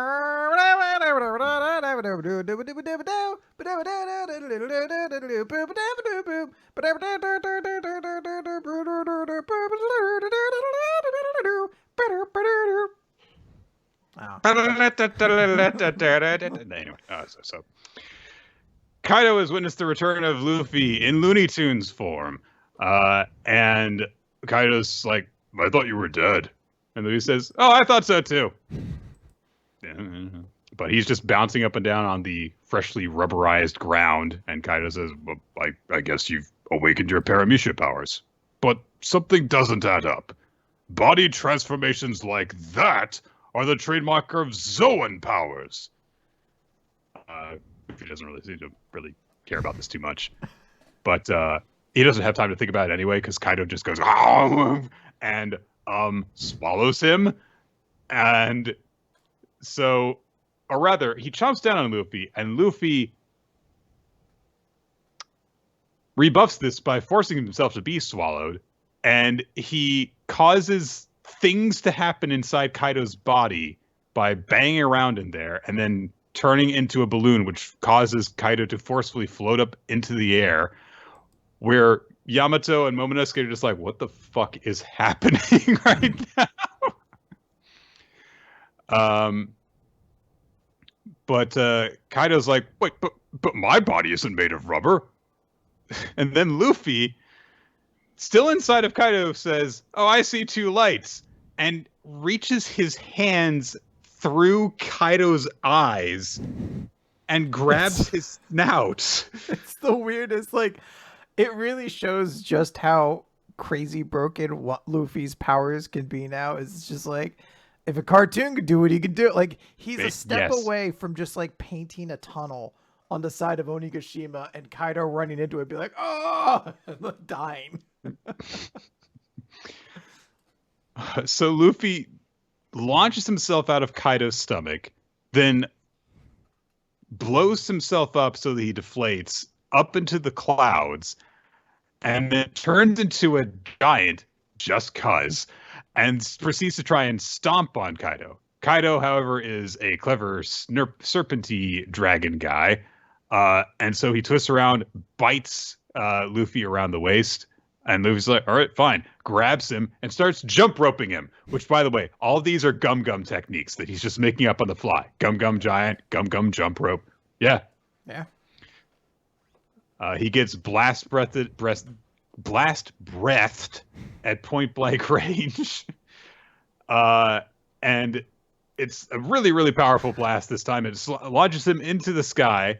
And of course, he's covered in soot because that's what happens when an explosion goes off in your face in cartoon land. But oh no, he's flying through the air and he's going to fall off the side of Onigashima.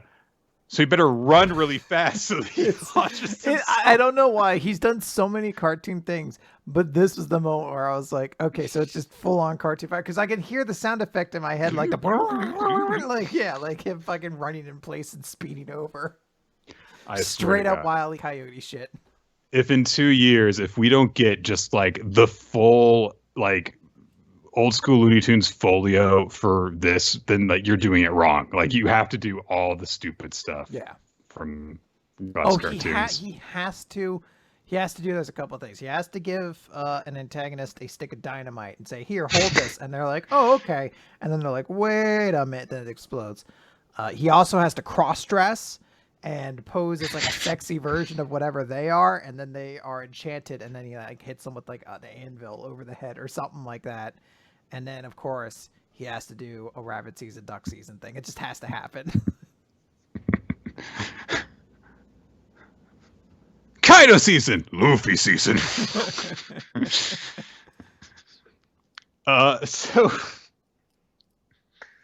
So it is at this moment that then we learn that the cartoonishness of Luffy's Gear 5 doesn't just apply to himself and whoever he's fighting. It is literally anyone who bears witness to him, because he comes charging towards Kaido, swinging his fist, he's going to punch him, and Kaido counters with a Ragnaraku.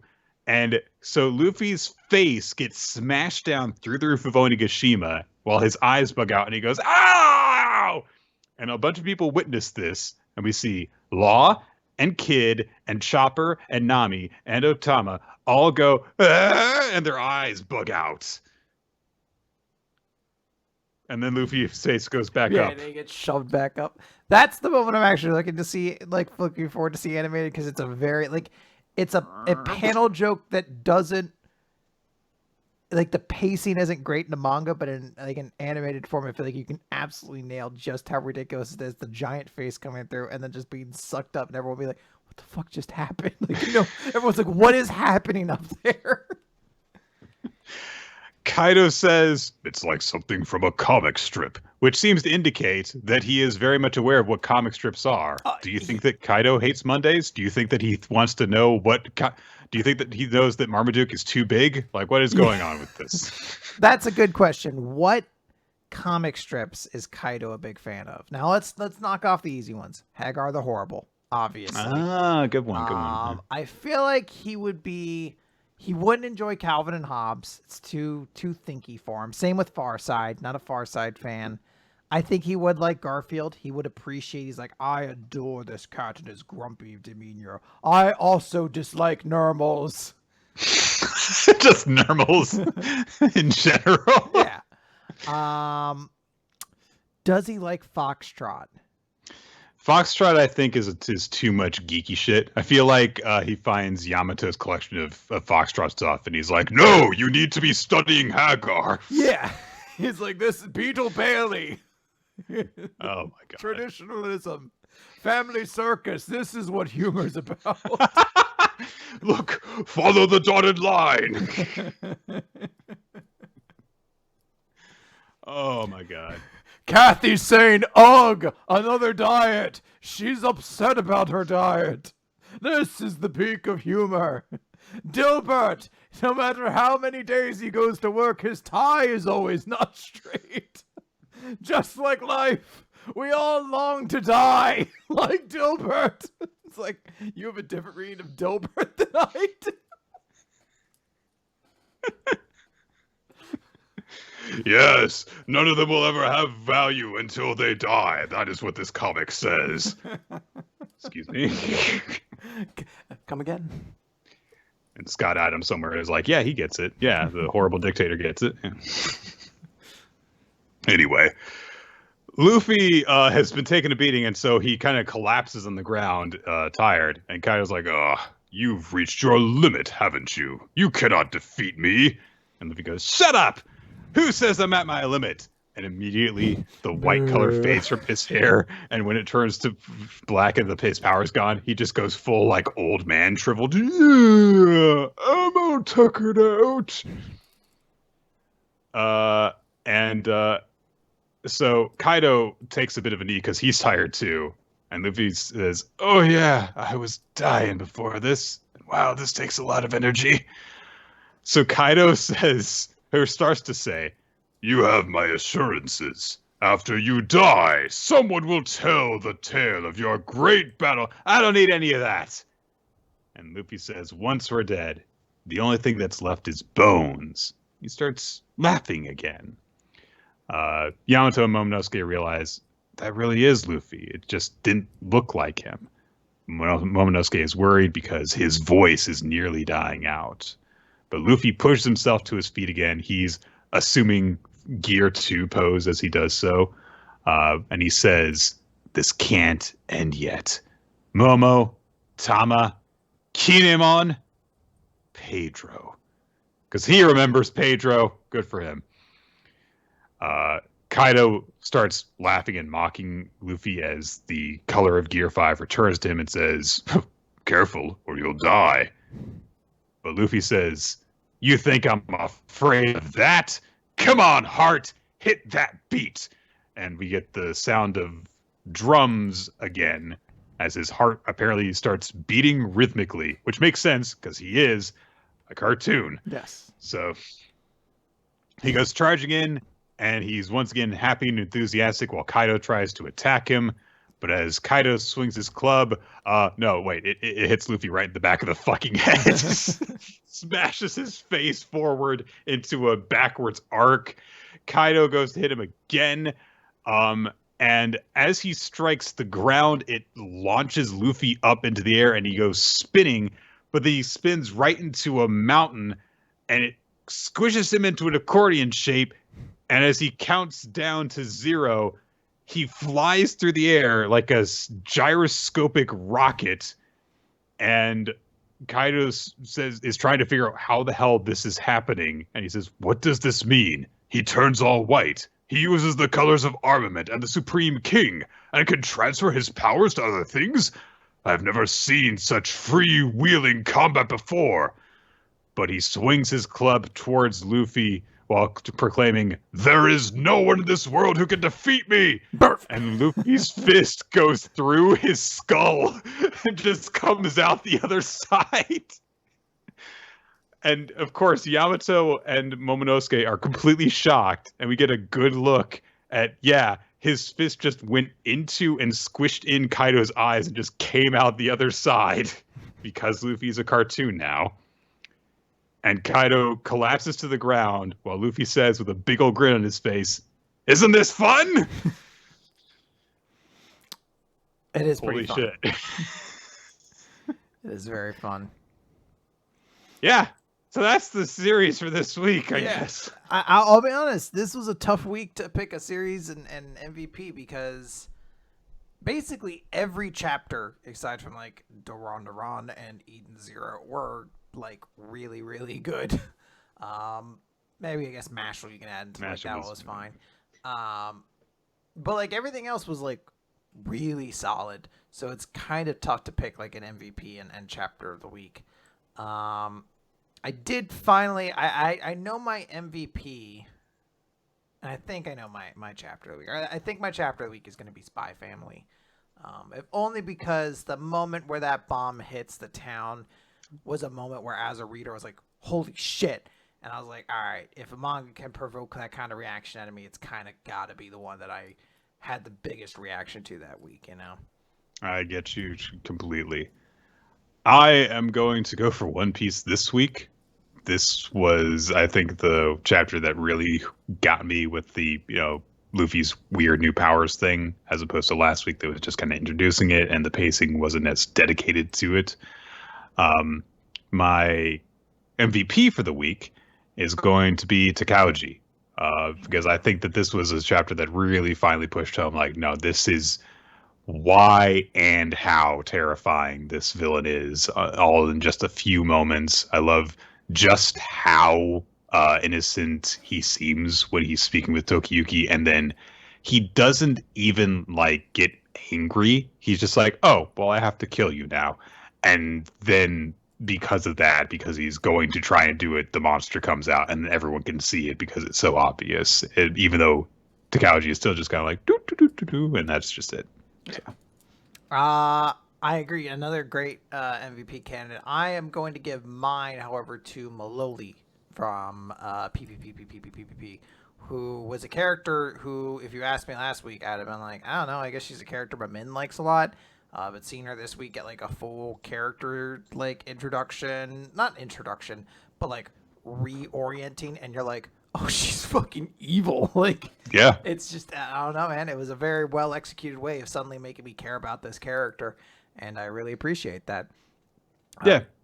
The audience, There's like 8 series, by the way, that I would, if you told me like, oh, this is my favorite this week, I would totally understand yeah, why. like So I legitimately, I was like, oh, probably that Undead Unluck. I really love the Peter Pan motif. If nothing else, I'll give it to Lucy. Character of the week, definitely. I was like, Reno, I think super cool character, and Kaiju #8, absolutely, very very awesome. You know, Akane-banashi, fantastic chapter, great art. You know, Akane herself looked great. Like, this week was stacked, really really stacked. good stuff. The audience, by the way, votes were all over the place. So the audience picked Spy Family as the chapter of the week, and the tie for character of the week was Ooh. Maloli from PPPPP. PP. Yes, you got it. Okay. No. And Luffy from One Piece. P. Huh. P. PPP. PPPPP. Yeah, good stuff. All right, that is gonna do it for Weekly Manga Recap this week. We can only hope that next week's chapters are just as amazing, honestly. That is going to do it for the show, guys. Thank you for joining us here on twitch.tv/ReloT for the live recording. We go live on Wednesdays, usually around 7:30-ish Eastern time, but to stay updated on exactly when the show is beginning, you can follow us on Twitter, twitter.com/ReloT, twitter.com/NickOfTime. I nearly said my old handle for some reason. And I do that sometimes. If I tag you in something, I'm always like, @y. I was like, where the hell's Nick? Where is like, he? Oh yeah.